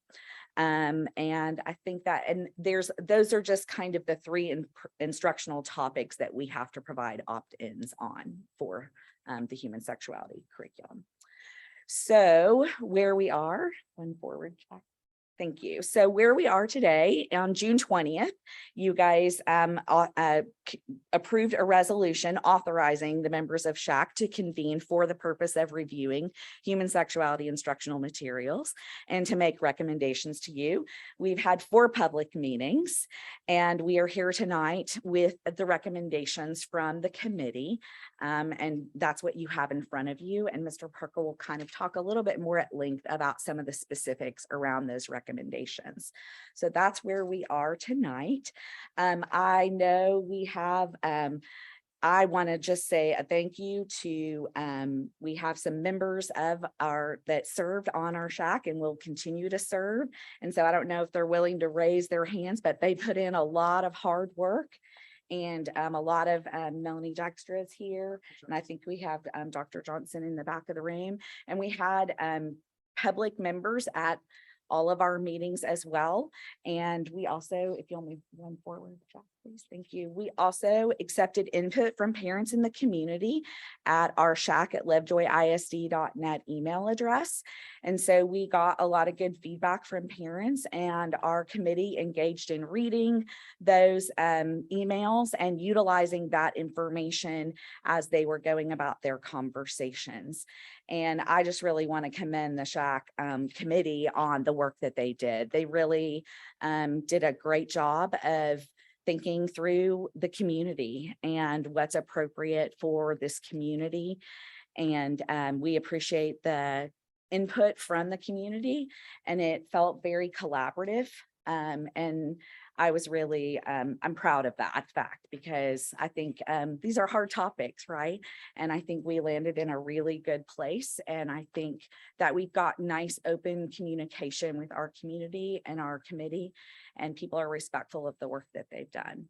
So I'm going to hand it over to Mr. Parker, who's going to talk a little bit more in depth about those recommendations. Yeah, I'm not going to take you through the entire document, but I will explain to you what is in front of you. Like we said, it's the human sexuality continuum that is in front of you. And when you talk about human sexuality standards, there are 4 categories, as you can see up here on the board there: personal safety limits and boundaries, the anatomy, puberty, reproduction, pregnancy, sexual risk, and healthy relationships. And so what the Shack was tasked to do was to really determine, where do we want those standards taught? The state of Texas gives us the standards and they recommend where they're taught, but it was up to the Shack to determine, do we want to keep them in the recommended grade level, or do we want to move them around? We could have moved, for instance, we could have moved a 7th grade standard to the 6th graders being taught in 6th grade, or we could have moved a 5th grade standard to 8th grade if that's where they decided it was most appropriate. Some of the recommendations here are just that we were tasked, or the Shack was tasked, to determine what grade level standard, where the grade level standard should be taught. What is the timing, meaning what part of the school year? So should it be taught at the beginning of the school year in the first semester? Should it be taught in the middle of the year, the 3rd quarter, towards the end of the school year? All of that can be determined by the Shack as well. And then who should provide the instruction? Should it be a classroom teacher? Should it be provided through a health lesson by the PE teacher? Should it be a counselor, the school nurse? All of that was a decision made by the Shack. And then what instructional resources should be used? I will tell you that after reviewing some of the recommended resources, the Shack really decided on some district developed lessons, as well as some Marsh Media videos. The Marsh Media videos really were focused on the puberty lessons, the anatomy lessons. They were about 10 to 15-minute videos that were very to the point. So there's not a lot of, I don't want to use any adjectives, but it was kind of, I will use one. It was kind of boring, but it was straight to the point, right? And it's just the facts. And then lastly, the Aim for Success presentation that was always given to our middle school students. That is another resource. After it's being reviewed, after we can go through and determine what content is going to be taught in that Aim presentation, that would be presented to the Shack committee and either approved or disapproved for any upcoming presentations. What we would also do is like to be as transparent as possible, and on our website, on our district website, have a page where our vertical alignment document, which is a different document than this, it really just has where our standard is going to be taught, and that's the only content that it has. And then also this human sexuality curriculum. So I'm just going to take you through the first couple of pages of this human sexuality curriculum, and the information that this has is if you'll turn over to page 3, where at the top it says 5th grade, or on the left-hand side where it says grade level 5th grade. If you go across, it tells you what grade level The SHAC recommended the standard being taught. What standard are they recommending being taught there? When should it be taught? Who should teach it? How should it be taught? Meaning, should the boys be taught separately than the girls, or is this a standard that can be taught boys and girls together? And then finally, just any additional information that you may have. And so over on the left-hand side, underneath the content and the TEKS, you'll see the first one says 20, which is the number that represents that standard. It tells us anytime you see a number 20, that's a healthy relationship standard. It also says fourth. That means that the state of Texas recommends that standard be taught in fourth grade. What our committee, our SHAC committee recommends is not teaching that standard in fourth grade. And this is if any of you have had kids come through fifth grade at Sloan Creek, you all know in the springtime, all the kids get nervous because they know that there's a puberty talk coming up, right? And so that's probably the talk of the campus in fifth grade. There was some discussion about moving that puberty talk to fourth grade, but ultimately the committee decided to keep it where it is in fifth grade because they thought that was most appropriate and it reflected the values of the community by doing so. So if you were to go through this entire document, you see right below that where it says 21, which is a personal safety limits and boundaries standard, and it says fifth grade. The state of Texas recommended that standard be taught in fifth grade. The SHAC decided we are going to keep that in fifth grade.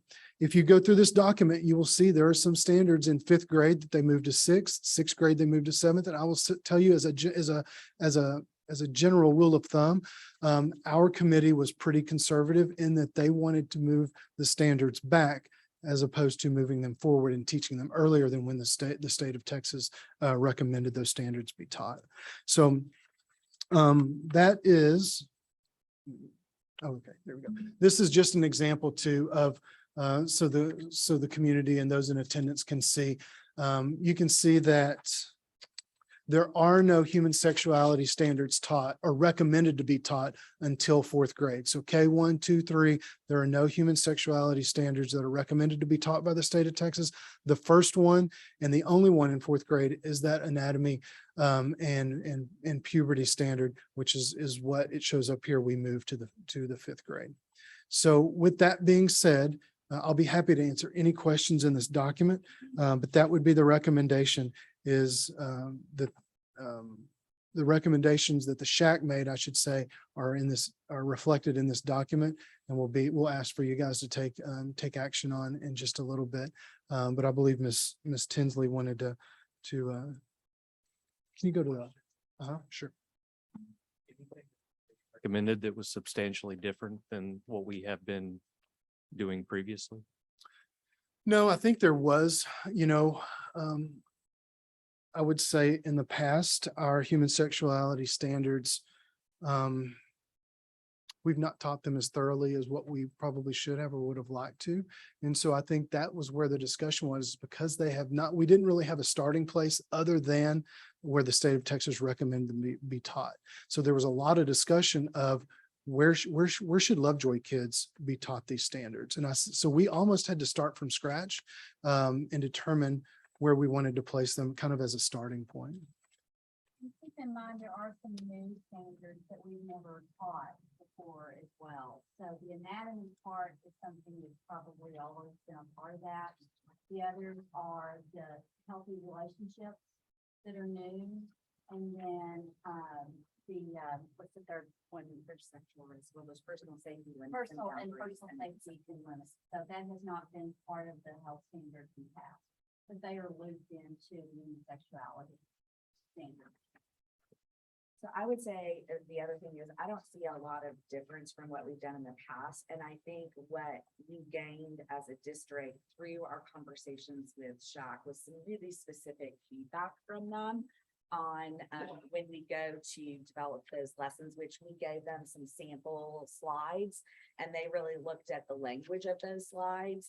And so we got some really good feedback on our lesson development. For example, in sixth grade, one of the consensus of the group was that any references to dating, they felt were inappropriate for sixth grade here in Lovejoy ISD. So that's great feedback for the district as we develop those lessons.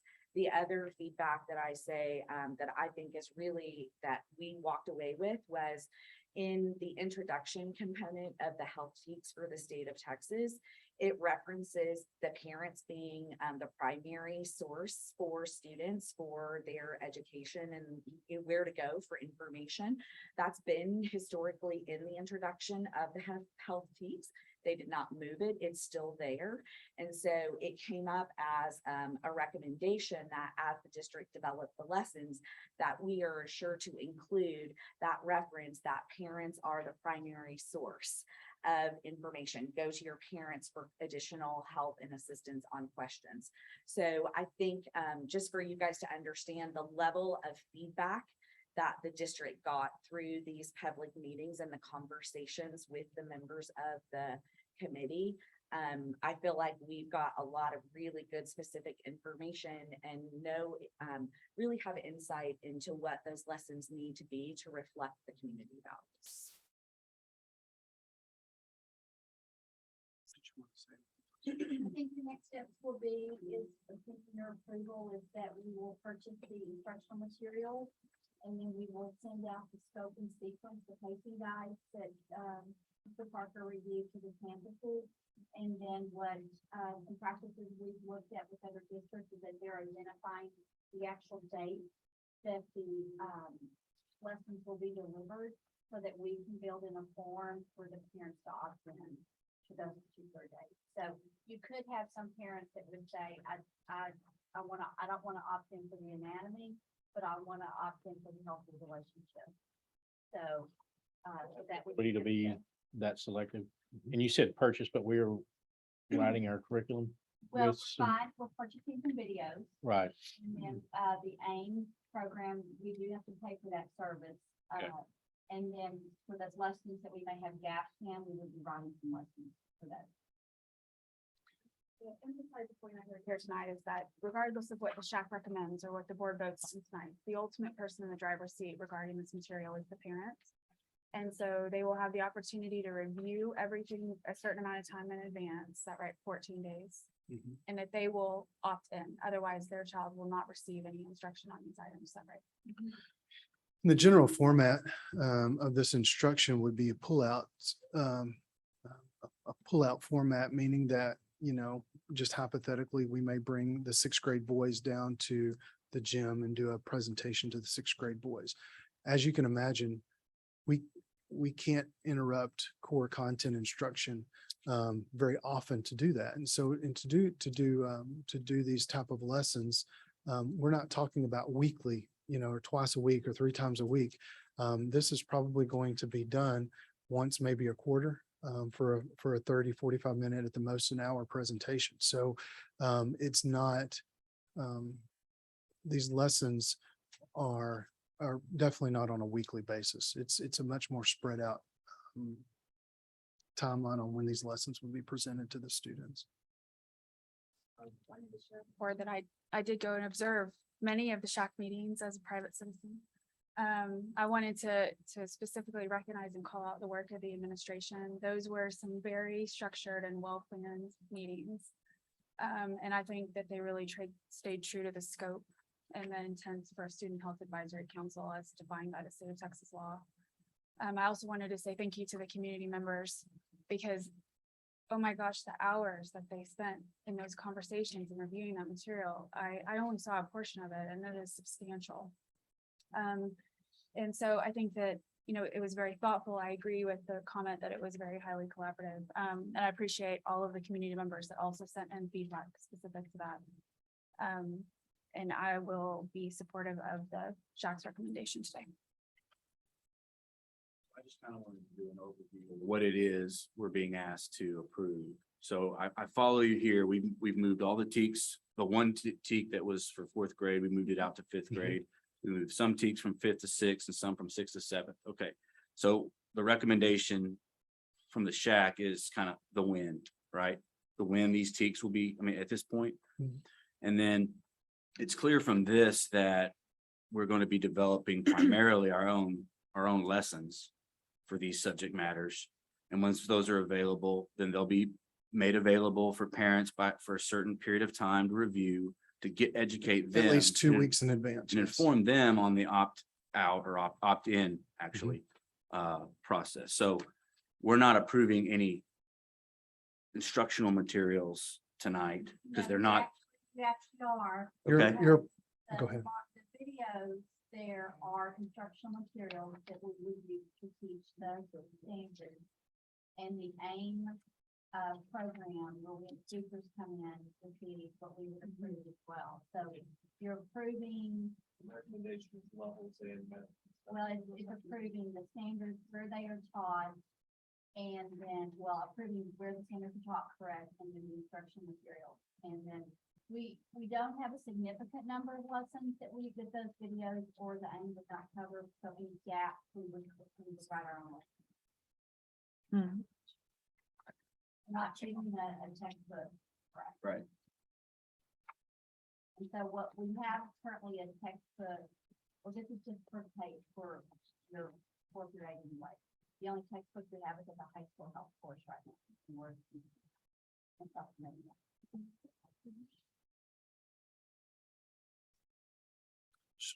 So to follow up, the resources as listed in the columns are the Marsh Media videos that are supplements to the curriculum as well as the AIM.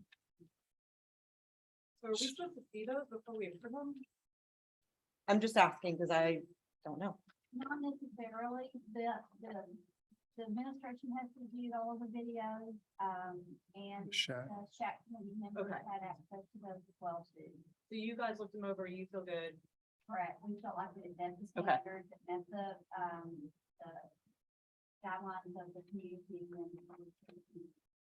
Felt like that's Companies that provided videos in the past that we've been utilizing or. some other companies, this is a little bit more current, and did some research with some similar districts with demographics similar to Lovejoy. I'm not just saying I'm just.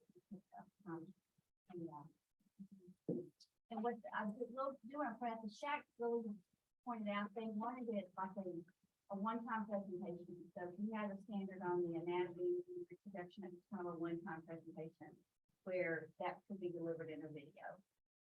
It wouldn't be like a unit of study.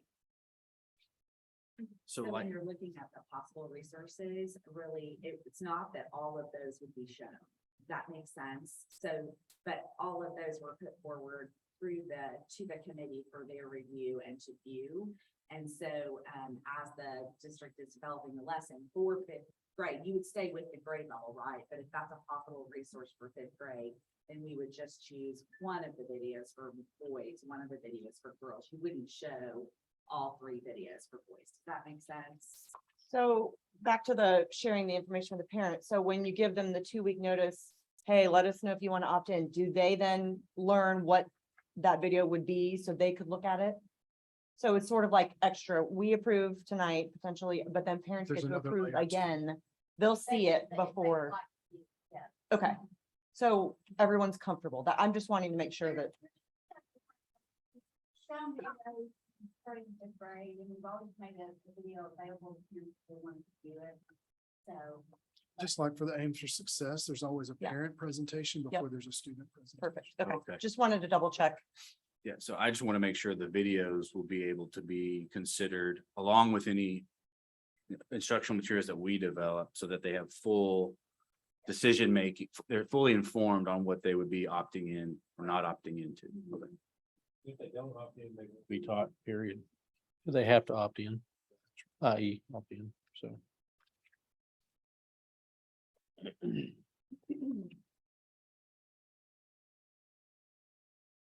Other questions? Not, I consider a motion. That we accept the recommendation. So moved, Julie McLaughlin. Second, Marvin Bobo, all in favor? Aye. Opposed? Motion carries. Thank you.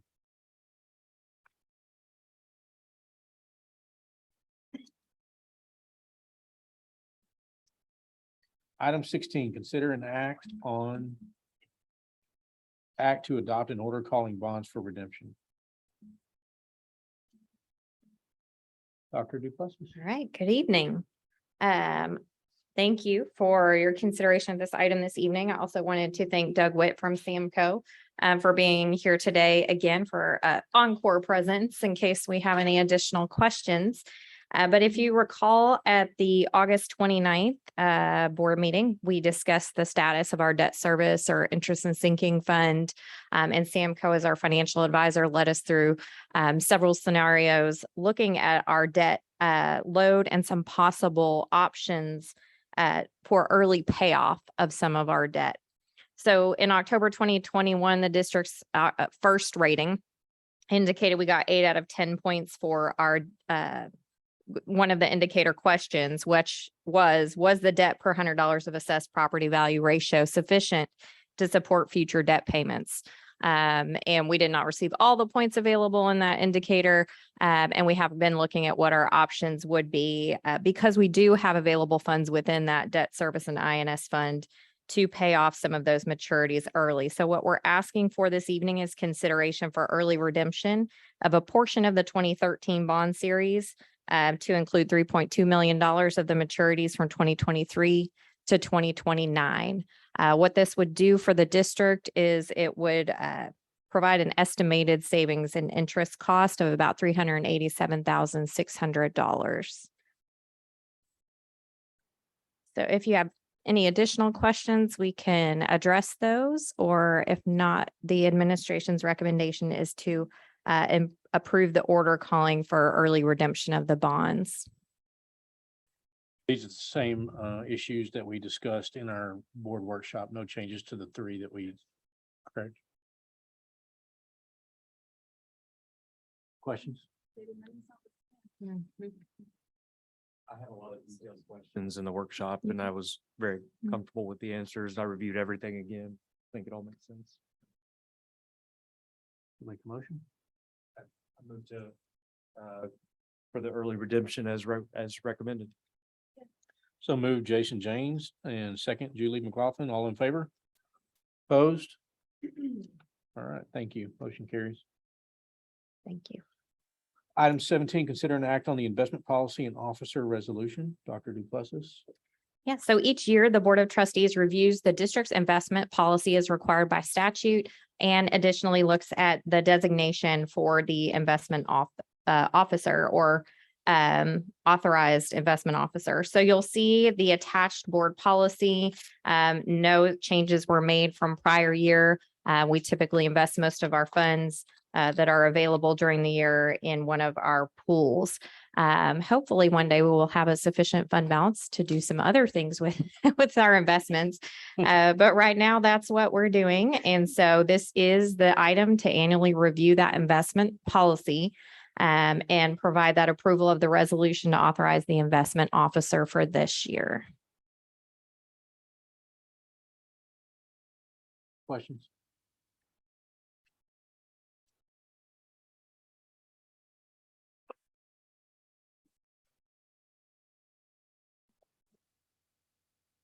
Motion.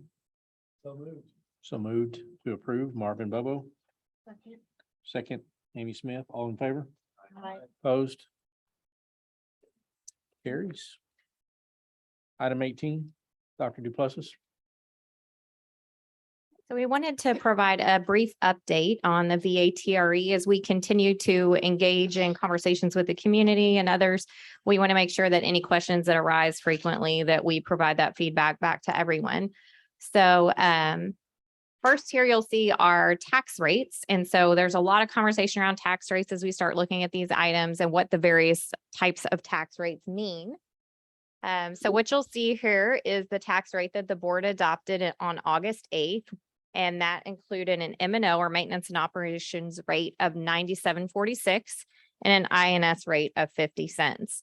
That gave us a total rate of $1.4746, which was lower than the June proposed rate of $1.5367.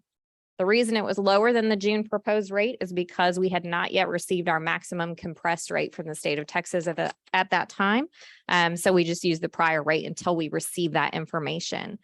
So in August, the actual adopted rate was lower than that proposed rate. So you may see that some of those rates discussed. Our 2021 tax rate in reference was $1.5050. So you can see that the $1.4746 that was adopted on August 8th when the VATRE was called was a reduction in the total rate. We also wanted to provide some information on different tax rate definitions. As I just mentioned, the adopted rate was the tax rate that the Board of Trustees voted to adopt in August according to statute.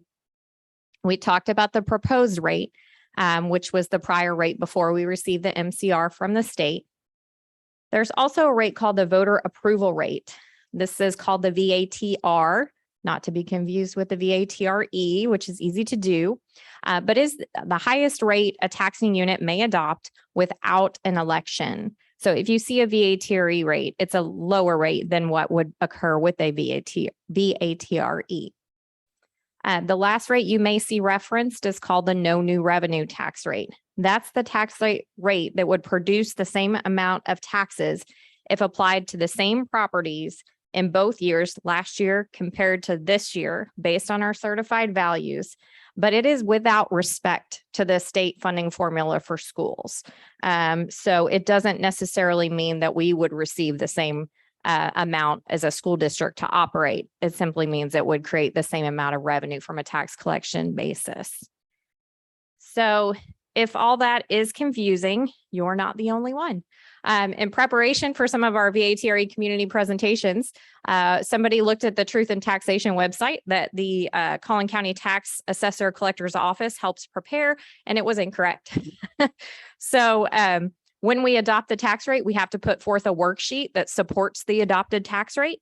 And so we also had to produce a different worksheet that shows what the VATR would be without those additional cents. So it is a bit confusing, but if you'll look at this little snippet, we just wanted to provide, there's a link on the bottom right-hand corner of this slide, but you can look up your home, your property in Lovejoy ISD, or really this will give you any property in Collin County, and you can see the breakdown of your tax rate from the school district and all the different taxing entities and what those components are. So you'll see what you'll see there is first the no new revenue rate. That's that $301,269. You'll see that proposed rate of $1.5367 that we discussed back at budget adoption in June prior to receiving the MCR from the state. You'll see the voter approval rate, or the VATR rate, of $1.4429. That's the tax rate we would have if the VATRE were not to pass. And then the adopted rate, which was adopted when the VATRE was called, is the $1.4746. So we kind of wanted to share that information. We did get with the tax assessor collector's office, and they did update that website for us, so it is accurate. But we've also provided this information on our district tax rate page. We've maintained this for quite some time, and I did go ahead and just attach both of those worksheets for those that like to look at those calculations for each of those rates. So just kind of wanted to explain why you may see two sets of worksheets on there. We also wanted to share with you the actual ballot language. So sometimes this is a bit confusing. If you've ever gone to vote for something and you see a block of language and it's kind of hard to understand, you just kind of want to say yes or no. You'll see that the language that we are required to use states that for Proposition A, which is what the ballot will appear on, or the VATRE, the language is required to read: ratifying the ad valorem tax rate of $1.4746 per $100 valuation in Lovejoy Independent School District for the current year, a rate that will result in an increase of 13.32% in maintenance and operations tax revenue for the district for the current year as compared to the preceding year, which is an additional $3,158,032. You're voting for or against that. So a vote for that would be for the VATRE rate, which is an additional 3.17 cents. and would generate the estimated $640,000 in additional revenue that we've talked about. There are some terms in this ballot language that might get a bit confusing. The ad valorem tax rate, we haven't talked about that. That simply means property taxes that we collect locally. The 13.32% increase that they state in the ballot language is calculated comparing that no new revenue tax rate of $1.30 and some change to our adopted or VATRE rate. So again, the no new revenue tax rate would actually result in a decrease in funding to Lovejoy ISD of $2 million. So while those collections may change, the actual effect on the district is not a revenue gain of the $3.1 million listed in the ballot language. That would be if we were using the no new revenue rate compared to the adopted VATRE rate. And so essentially we want to make sure that people understand those calculations and what they mean. It's not actually a 13.32% increase in what the district receives. So again, we wanted to make sure that everybody kind of had just a preface and understanding of what that language actually means, what rates are being used in those calculations, how they are arrived at, and what the implications would be from a revenue perspective for the district. So again, all of this information is posted on the website, as well as updated in the Truth and Taxation website as well. And we have some updates coming soon, I'm sure, to the last portion of our VATRE website, but the site is listed there, lovejoyisdvatre.net. So definitely please continue to review that if you have additional questions. We've gotten some really good feedback from the community that's helped us provide more detailed information and hopefully some helpful responses. So at this point, we'd be glad to answer any other questions you may have. Both sets of worksheets are in the board book as well.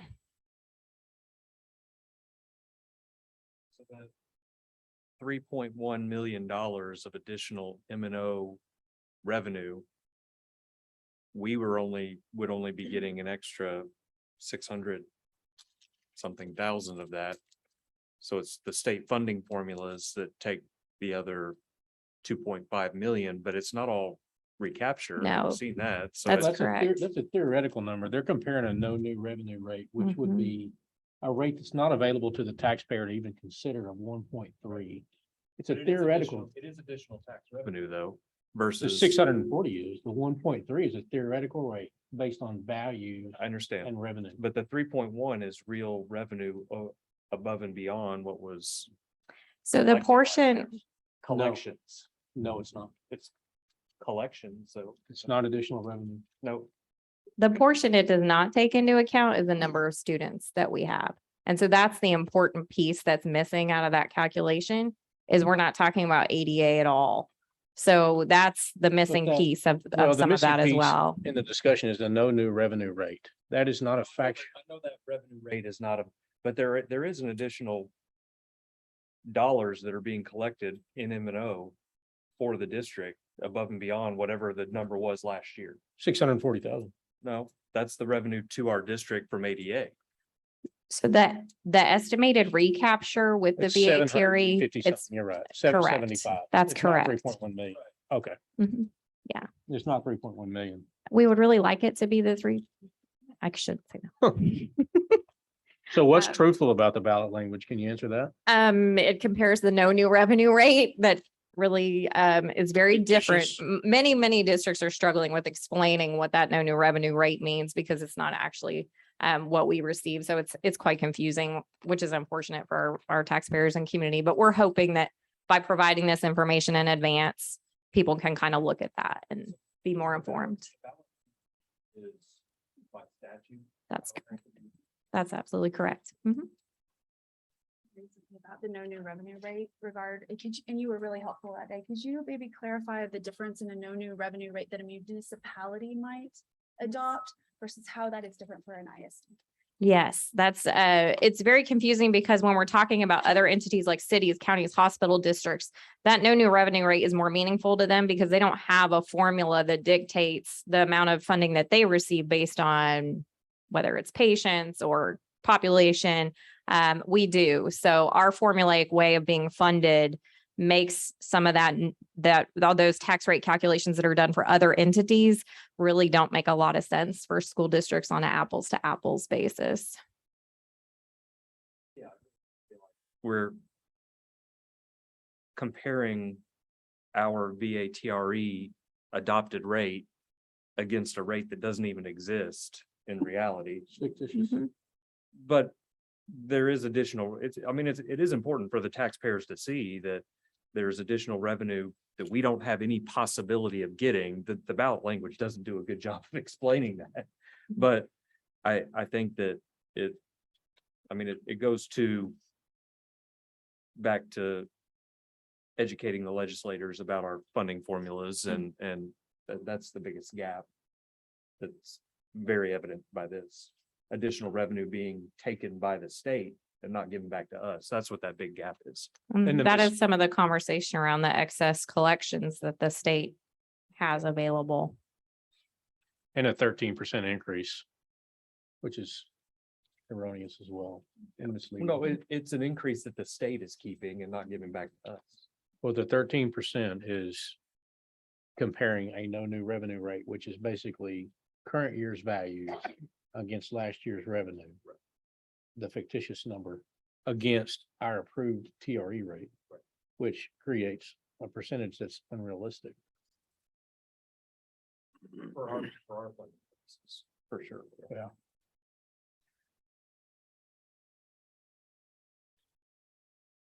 So these slides came directly from Q&A eventually.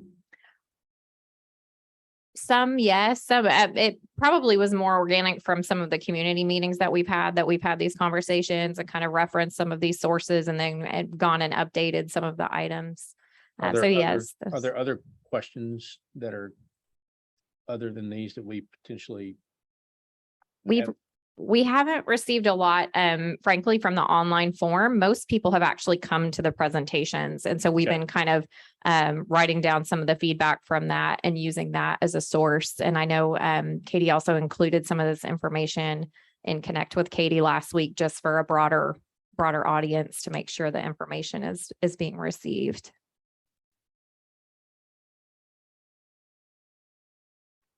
Thank you for the presentation. Any other questions? Thank you. All right, item 19 would be our cabinet reports.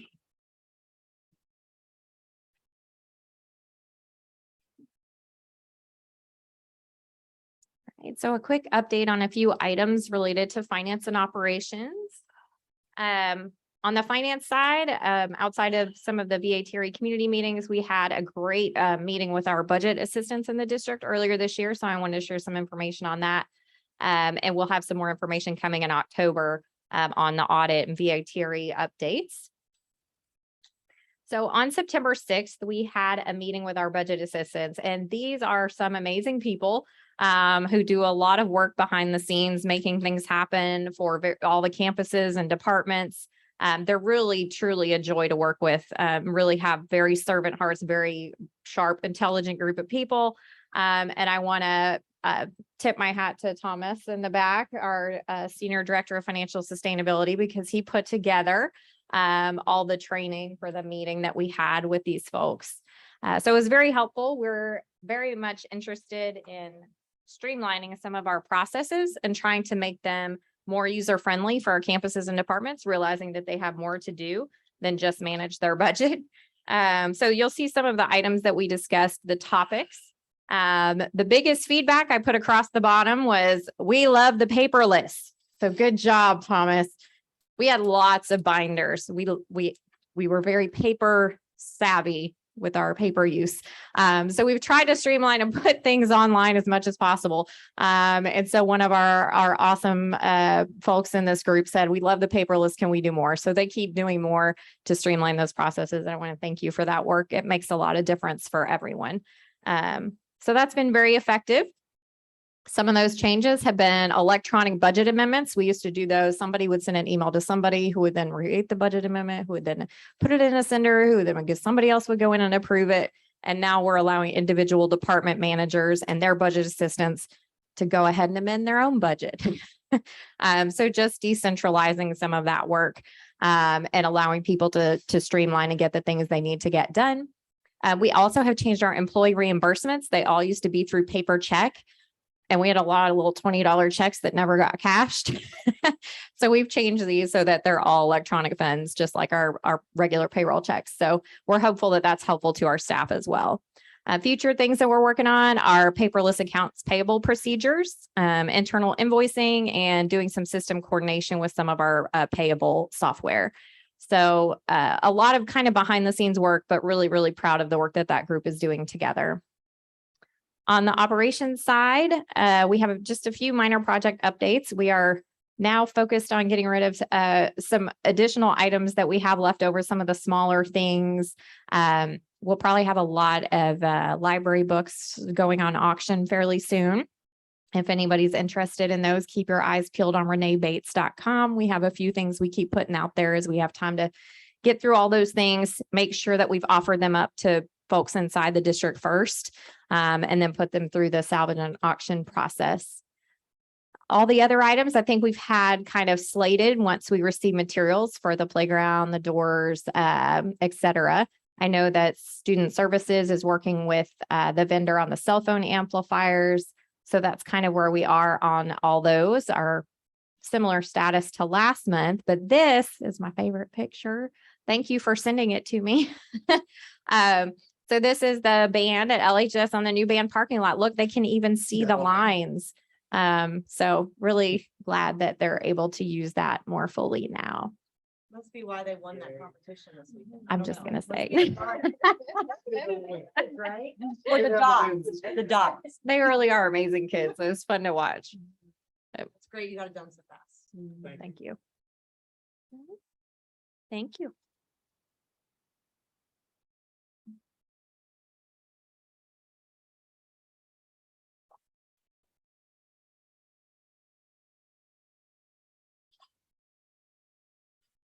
Okay, so I'll go back, I'm sorry. On the escape on this disco. It's already on there. Okay, it's not on this one though. Sorry. That's okay. I'll just. All right, we have some exciting things going on in teaching and learning. And one of the things that we started this year were vertical teams, and vertical teams in the content areas of social studies, a vertical team for science, a vertical team for math, and a vertical team for English language arts. And these are made up of our teachers and district staff. So the vertical teams consist of pre-K through 12th grade teachers, a representative from each of those grade levels, in the following core content areas I talked about. So we have, with having 2 elementary schools, we made sure that we had a representative from each grade level on those campuses too. So, and we have also included representatives who teach special education and also gifted and talented as well too. So why do we have vertical teams? What it really does, it really creates teacher leadership and a chance for teacher voice. And we've been centered around collaboration, learning, results. And so that's part of the work that will tie into that. It's just not through a campus, it's through a district pre-K-12. We're very fortunate in Lovejoy, I think with our size, that really makes us even more impactful, that these teachers can go back and lead on their campuses as well too. So some of the things that we do is that they look at the student from pre-K all the way through 12th grade and the impact that we're having. And they help with the transition there. And then it also gives that voice and expertise of the classroom teacher coming into the discussion when we are making decisions about curriculum or instructional practices or the way that we assess students. So we recently did some work this past week with each vertical team. We had a half a day for each team. So we put subs in the classroom, and we had a consultant come in who's done some work with our district on leadership. So sometimes transitioning from a teacher to a teacher leader can be a little different. And what does that role look like? So that's how we spent that time. We also spent the time going over what their roles and responsibilities were in serving as a teacher leader. You know, that was just not keeping the information in, but also sharing it back and also helping support the implementation at the campus level as well too. So that just kind of gives you an idea of what we expected. We were also looking for teachers that were great communicators, collaborative, being okay with being a little uneasy because you're going to have some discourse that, you know, we want to have good dialogue and candor with each other. So the training was centered around that as well. So just a quote here that I really do like: teacher leaders have the ability to really motivate and inspire educational change. And I think that's what's so motivating to so many of us that we're in education, is that we can make a difference, but that's us learning together as well too, and leading that through change. So it's not just up to the campus administrator, it's also up to the teacher leaders too. So we'll be reporting back more. We're going to have another meeting. We have 3 more meetings scheduled for the year. And then we're hoping we're going to be able to carry forth some of this with our curriculum development and writing during the summer as well too.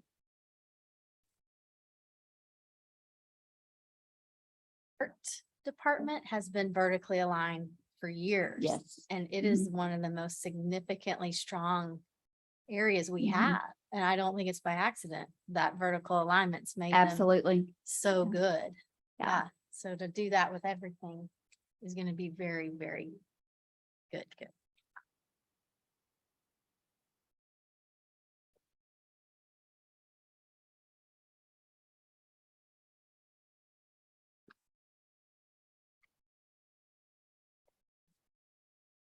Okay, good evening. I want to give a couple of updates. You saw the information on these grants the district was awarded last spring. They're 2-year grants.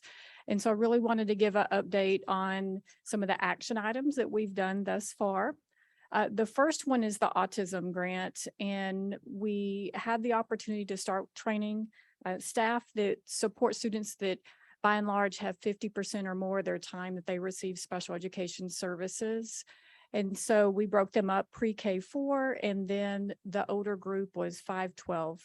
They were able to go through the components of the program, looking at lesson plans, teacher materials, and really trying to find ways to support students. As you see there, receptive, expressive language, and really working on structures and routines. But not only did we do the training, the way we wrote the grant allowed for job embedded coaching. So right after the training, matter of fact, the following 2 days, there was a divide and conquer with the STAR autism coaches who led the training that were in the classrooms and helping the teachers to support and implement the program, and then gave them written feedback along with additional visual supports to help them in moving along with the training. We'll have additional training opportunities in job embedded coaching, but we are giving them some time for implementation. One of our instructional coaches, Mrs. Wittes, that was here, she also has that information for the campuses she serves, as well as the other 2 instructional coaches. So they'll also be monitoring, as well as our BCBAs. And they definitely, this is right up their alleys with structures, routines, and visuals. So they're in the loop with what the feedback was, and they were also part of the training. So really, it's not just looking at the outside resource to help us. What are our internal staff that can help support the programming? So we're excited. This definitely is initial start with this. Again, it's a 2-year grant opportunity, so there'll be more to come. I'll keep you updated. The second grant that we were awarded was a dyslexia grant. And again, that is another 2-year program. So we were able to, on September 6th, to pull the K-6 teachers and start looking at the build, the early reading intervention resource. And the nice thing about that particular group, they were all staff that had went through the Reading Academy the year before. So this allowed them to start implementing with some programs that will help support reading and reading intervention resources. Definitely a lot of feedback. This also, with some of our internal staff, has job embedded coaching in there for usage of the program. so far feedback has been, again, it's still fairly new, but feedback's been really positive for them to apply their learning, that they spent many, many hours through the Reading Academy and now has a resource to be able to use that. We've kicked off, started doing coffees for SAGE, and that's our special and gifted parent programming. It's a partnership through the PTO. Always have to stop between PTO or PTA. Yes. And so it's been nice. We've had one here at our Early Childhood Center. We've had our event at Hart, and we have some future dates that are coming up. But what I think is most important, we have a nice acronym here that we put here, that the intent behind SAGE really is that partnership with the district and the community and our parents to learn and grow from one another, and as well as the district learn and grow from our parents. But we want to create awareness and promote connection and communication and education. And so it's been nice. We've been just laying some foundational information. Each campus will work, each SAGE chair will work with their campus principal on what may be specific needs that they have for their campus. And we have another slide that will update, that we'll send out tomorrow, because we've completed Hart. But let me get the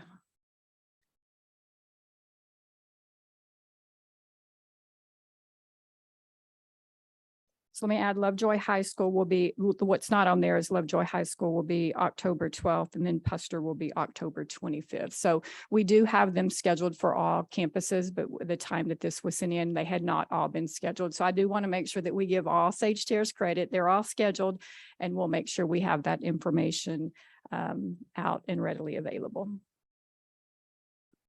And then Special Olympics, one of the greatest highlights, if you've never had the opportunity to see our student athletes showcase their skills and talents.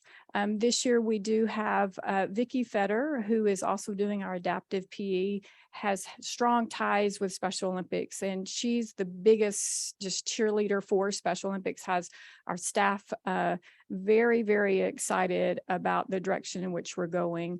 So we're starting with bowling, and the nice thing about Special Olympics is truly eligible athletes are age 8 to 22, but they do have athletes in training that's age 5 to 7. And some districts choose not to bring 5 to 7-year-olds to the local events. And we think it's a great training ground for our student athletes to get there, get the experience, have them ready for when they are that eligibility age of age 8 to 22.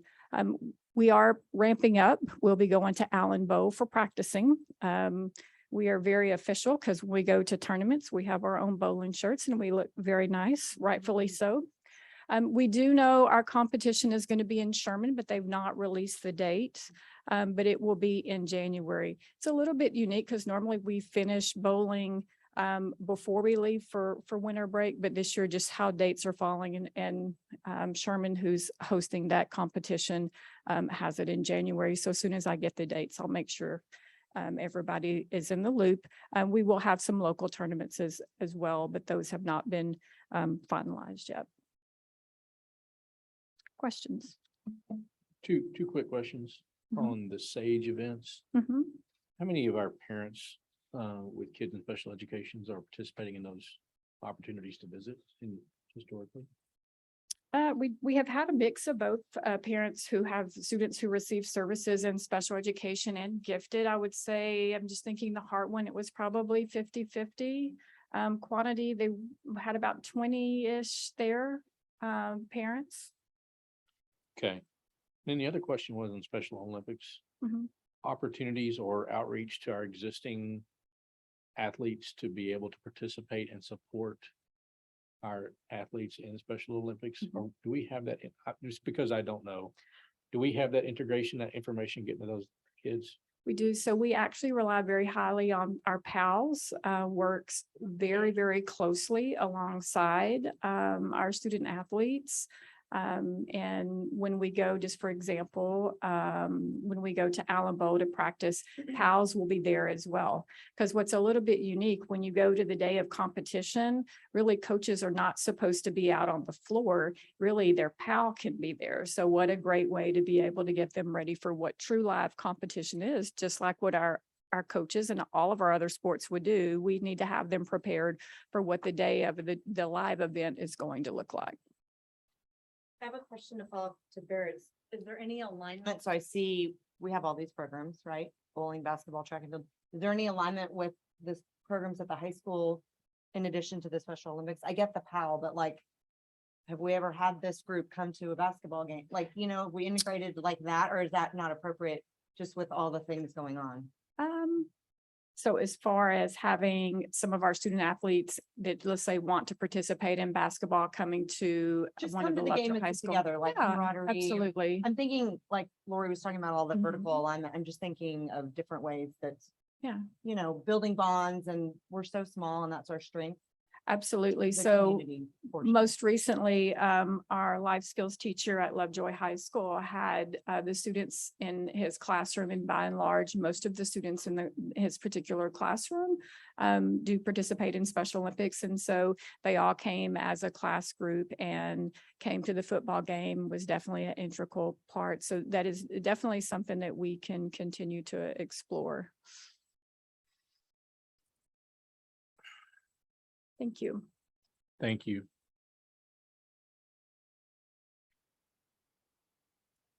I know that our girls, our cross country and track, just in general, are very well represented in our PALS program. So they spend a lot of time with our Special Olympic students.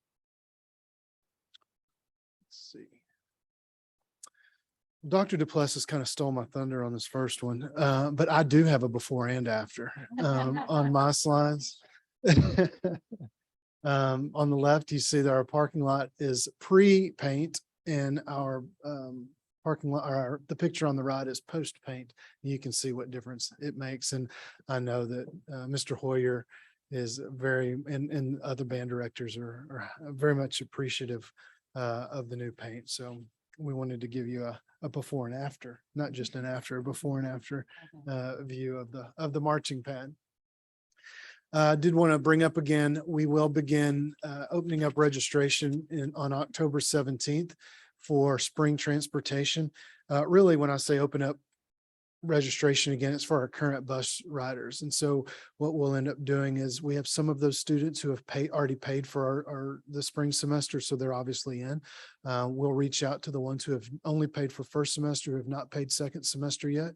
And they will let us know through a Google form that we'll send out on the 17th, whether they want to take advantage of transportation services, and they'll have up to a certain date. I forget what day it was, November 11th, I believe, to pay for their spring bus transportation services. And then we'll reevaluate after that date to determine how many seats do we have available, and potentially open it up to any new riders for the spring semester. We are putting together and have put together an attendance task force for the district. As you guys are very well informed, our school funding, as well as more importantly, our student learning, is tied to having your being in a seat in the classroom each and every day. And we want to make sure that we're doing everything that we possibly can to provide, to make it as attractive as possible to be in school for our students. And so we've put together an administrator from each campus, a teacher from each campus, 2 parents from each campus, 2 high school students, and a district nurse to look at it from a health perspective. For our attendance task force, the first meeting will be on October 3rd at 4:30. And we're really going to look at school attendance, kind of what our requirements are, all the different ways we take attendance in that first meeting. And then we're going to really dive into what are some different strategies that we may be able to utilize to get students to make sure that they're in our classrooms each and every day. We've done really well up until this point. I think our ADA is somewhere around 97%, which is really good. And if we can maintain, we'll be well above our 95.5, which I think is what we budgeted for. for this school year. So I'll give you an update on the attendance task force meeting that's coming up on October 3rd. We do have a Willy Wonka Junior musical at the middle school that's going to begin on Thursday, October 27th, and it'll run for 3 nights, Thursday, Friday, and Saturday. If you've never been to a middle school musical, you should go. It's impressive.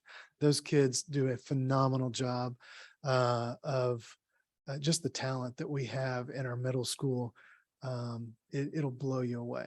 And so I don't expect anything less from Willy Wonka Jr. There's even some 6th graders, including my son, who are candy kids. They need some fillers at the musical. So Mr. Nick, the new theater teacher at the middle school, allowed for some 6th graders to come up and just take part in it. So it's a good opportunity for them to get their feet wet in the performing arts. Finally, and I don't have a slide for this, I failed to do that, but I did want to make sure and recognize the band program. As you know, Mr. Hoyer is our director of bands, and he sent a recognition that they received from the Foundation of Music Education for our Lovejoy High School Wind Symphony band, and they were a national winner for the 2022 Mark of Excellence and National Wind Band Honors Project. And that's a huge award. It's a national award. And as you know, they won first place at this past weekend at the Golden Triangle Marching Competition. And so it's, you know, it's I wouldn't say easy, but it's very satisfying to be able to work in student services with all the success that our kids have. I mean, not only do we have it in academics, as we saw tonight with our national merit semifinalists, but in student services with athletics and fine arts. There's a lot of great things happening in Lovejoy, and it's fun and easy to be able to share that with you guys.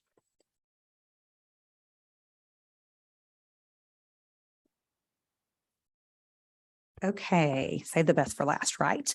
First of all, I want to thank our guest educators. Hold on. There you go. Thanks, Jack. Oh, first of all, I wanted to thank all of our guest educators. Earlier in September this month, we had many of them come in and do safety and security training. And it was really important for us to go over safety protocols, security measures. Casey Littlefield led that. And it was just a great opportunity to listen what their concerns were. They were very, very appreciative basically just to have an in-person meeting and share some of those types of things that they had never had that before. And so that was really reassuring. They felt after the training that they were more prepared and more capable of handling emergency situations.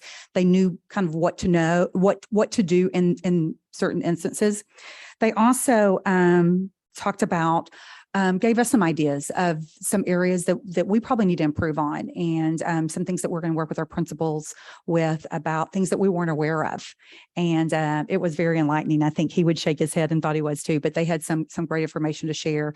And I just appreciate them coming and being part of our staff. And they just play a very important role in the school district and in our community because they do impact kids. So wanted to share that with you all and how important that is to us.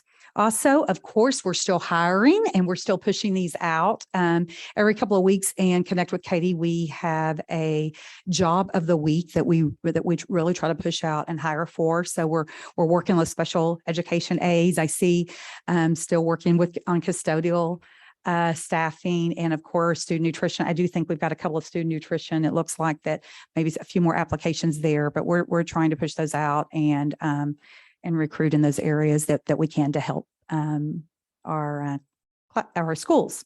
And last but not least, we did have another alumni. This was the second annual alumni event right before homecoming game. We didn't have the turnout I was hoping we would have. We had about 10 alumni come, but it was a great opportunity. Nisha Anderson was there. She came all the way from Washington. I don't know if y'all know her. She was delightful. She is on the foundation board and she represents the alumni community there. We also, I wanted to thank our volunteers, Donna Johnson, Jeff Reinhardt, and Sarah Brown, and Jeff's son, Max, came too and grilled hot dogs for us and had some games, some hot dogs, cookies, chips, drinks, and something we're going to continue to work on and try to build the alumni program and get more of those kiddos to come back there. And they gave us an opportunity to get names of maybe those that haven't joined before and interest levels and working towards a bigger supporting a bigger group there.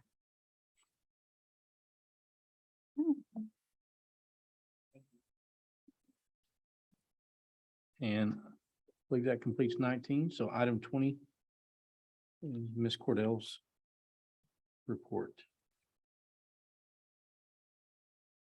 Good evening. Well, before I jump into community engagement, I did want to share that at 4:39 PM today, I got an email and the subject line said, breaking news, Lovejoy ISD is #1.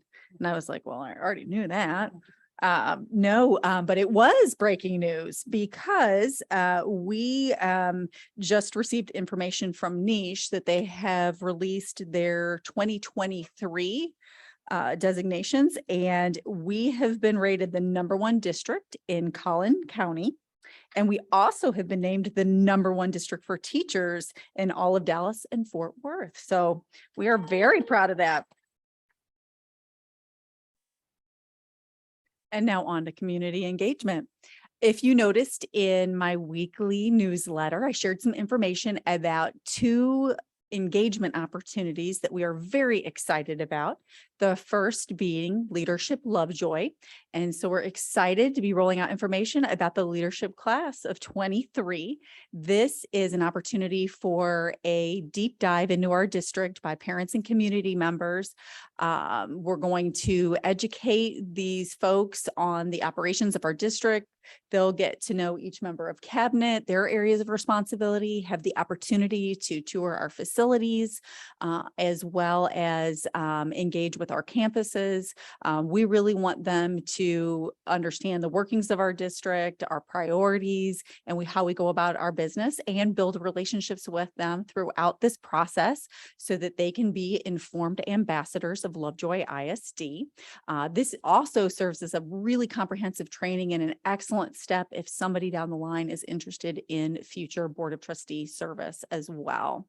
These will be pretty much full day in-person engagement opportunities. And you can see that reflected on the schedule. We will meet from 8:30 to 3 p.m. That first meeting will occur on October 14th. There's 5 of those opportunities. And then we hope that you would be agreeable to celebrating these folks and recognizing them at our regular board meeting in April. We, as I said, have shared information about the application process, and those applications are already open, so people can go out there and apply. Those do close at 8 a.m. on Monday, October 3rd, and then we will review those and get notification out to folks. We anticipate being able to accept between 10 to 15 people. We want to keep that group intimate enough, small enough, so that we're able to really build deep relationships with them, and they're able to do the same with each other, and have some of that interpersonal conversation that can happen in a group that size. There is a small fee for participation, and that's to cover our costs of light breakfast, lunch. They'll get a name tag, a t-shirt, and that cost is $75. Do you have any questions for me about Leadership Lovejoy? All right, to be continued. We are excited to share with you as we progress through that. Our next program that we're going to share with you is our Silver Leopard Club. And again, this was in Connect with Katie last week, and we are offering our senior citizens, this is a new program, an opportunity to be part of our school district on a bit of a deeper level. We want them to be informed and be able to attend special events and performances.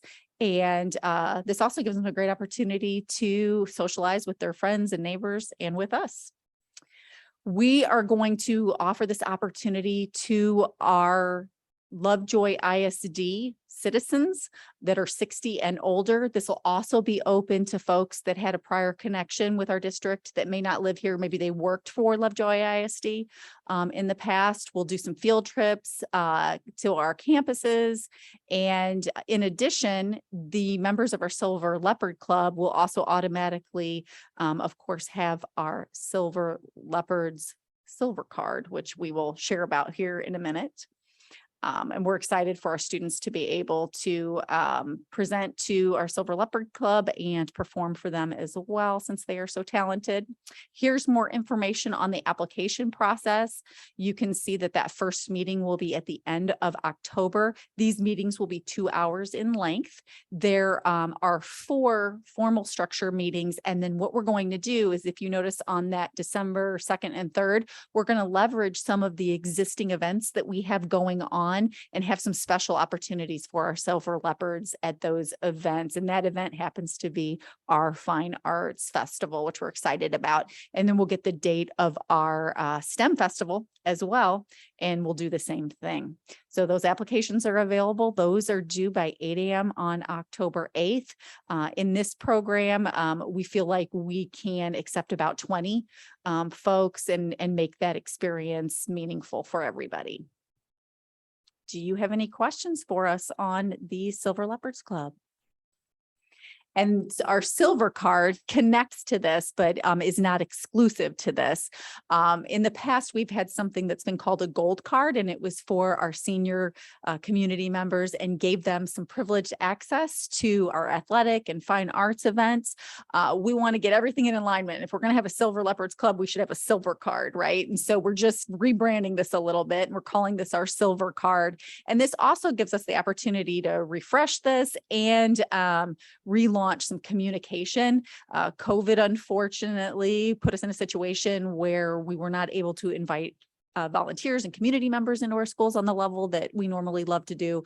And so we're excited to get rolling back with this program. And this absolutely, the more community engagement we can have, it enriches what we're able to do for our students.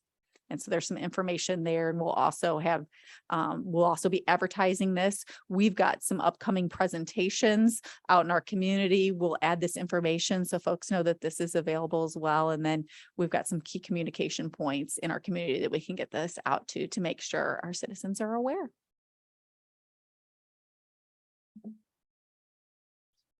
Thank you very much for those updates. Our next item on the agenda is item 21, public comments related to non-agenda items. No comments this evening.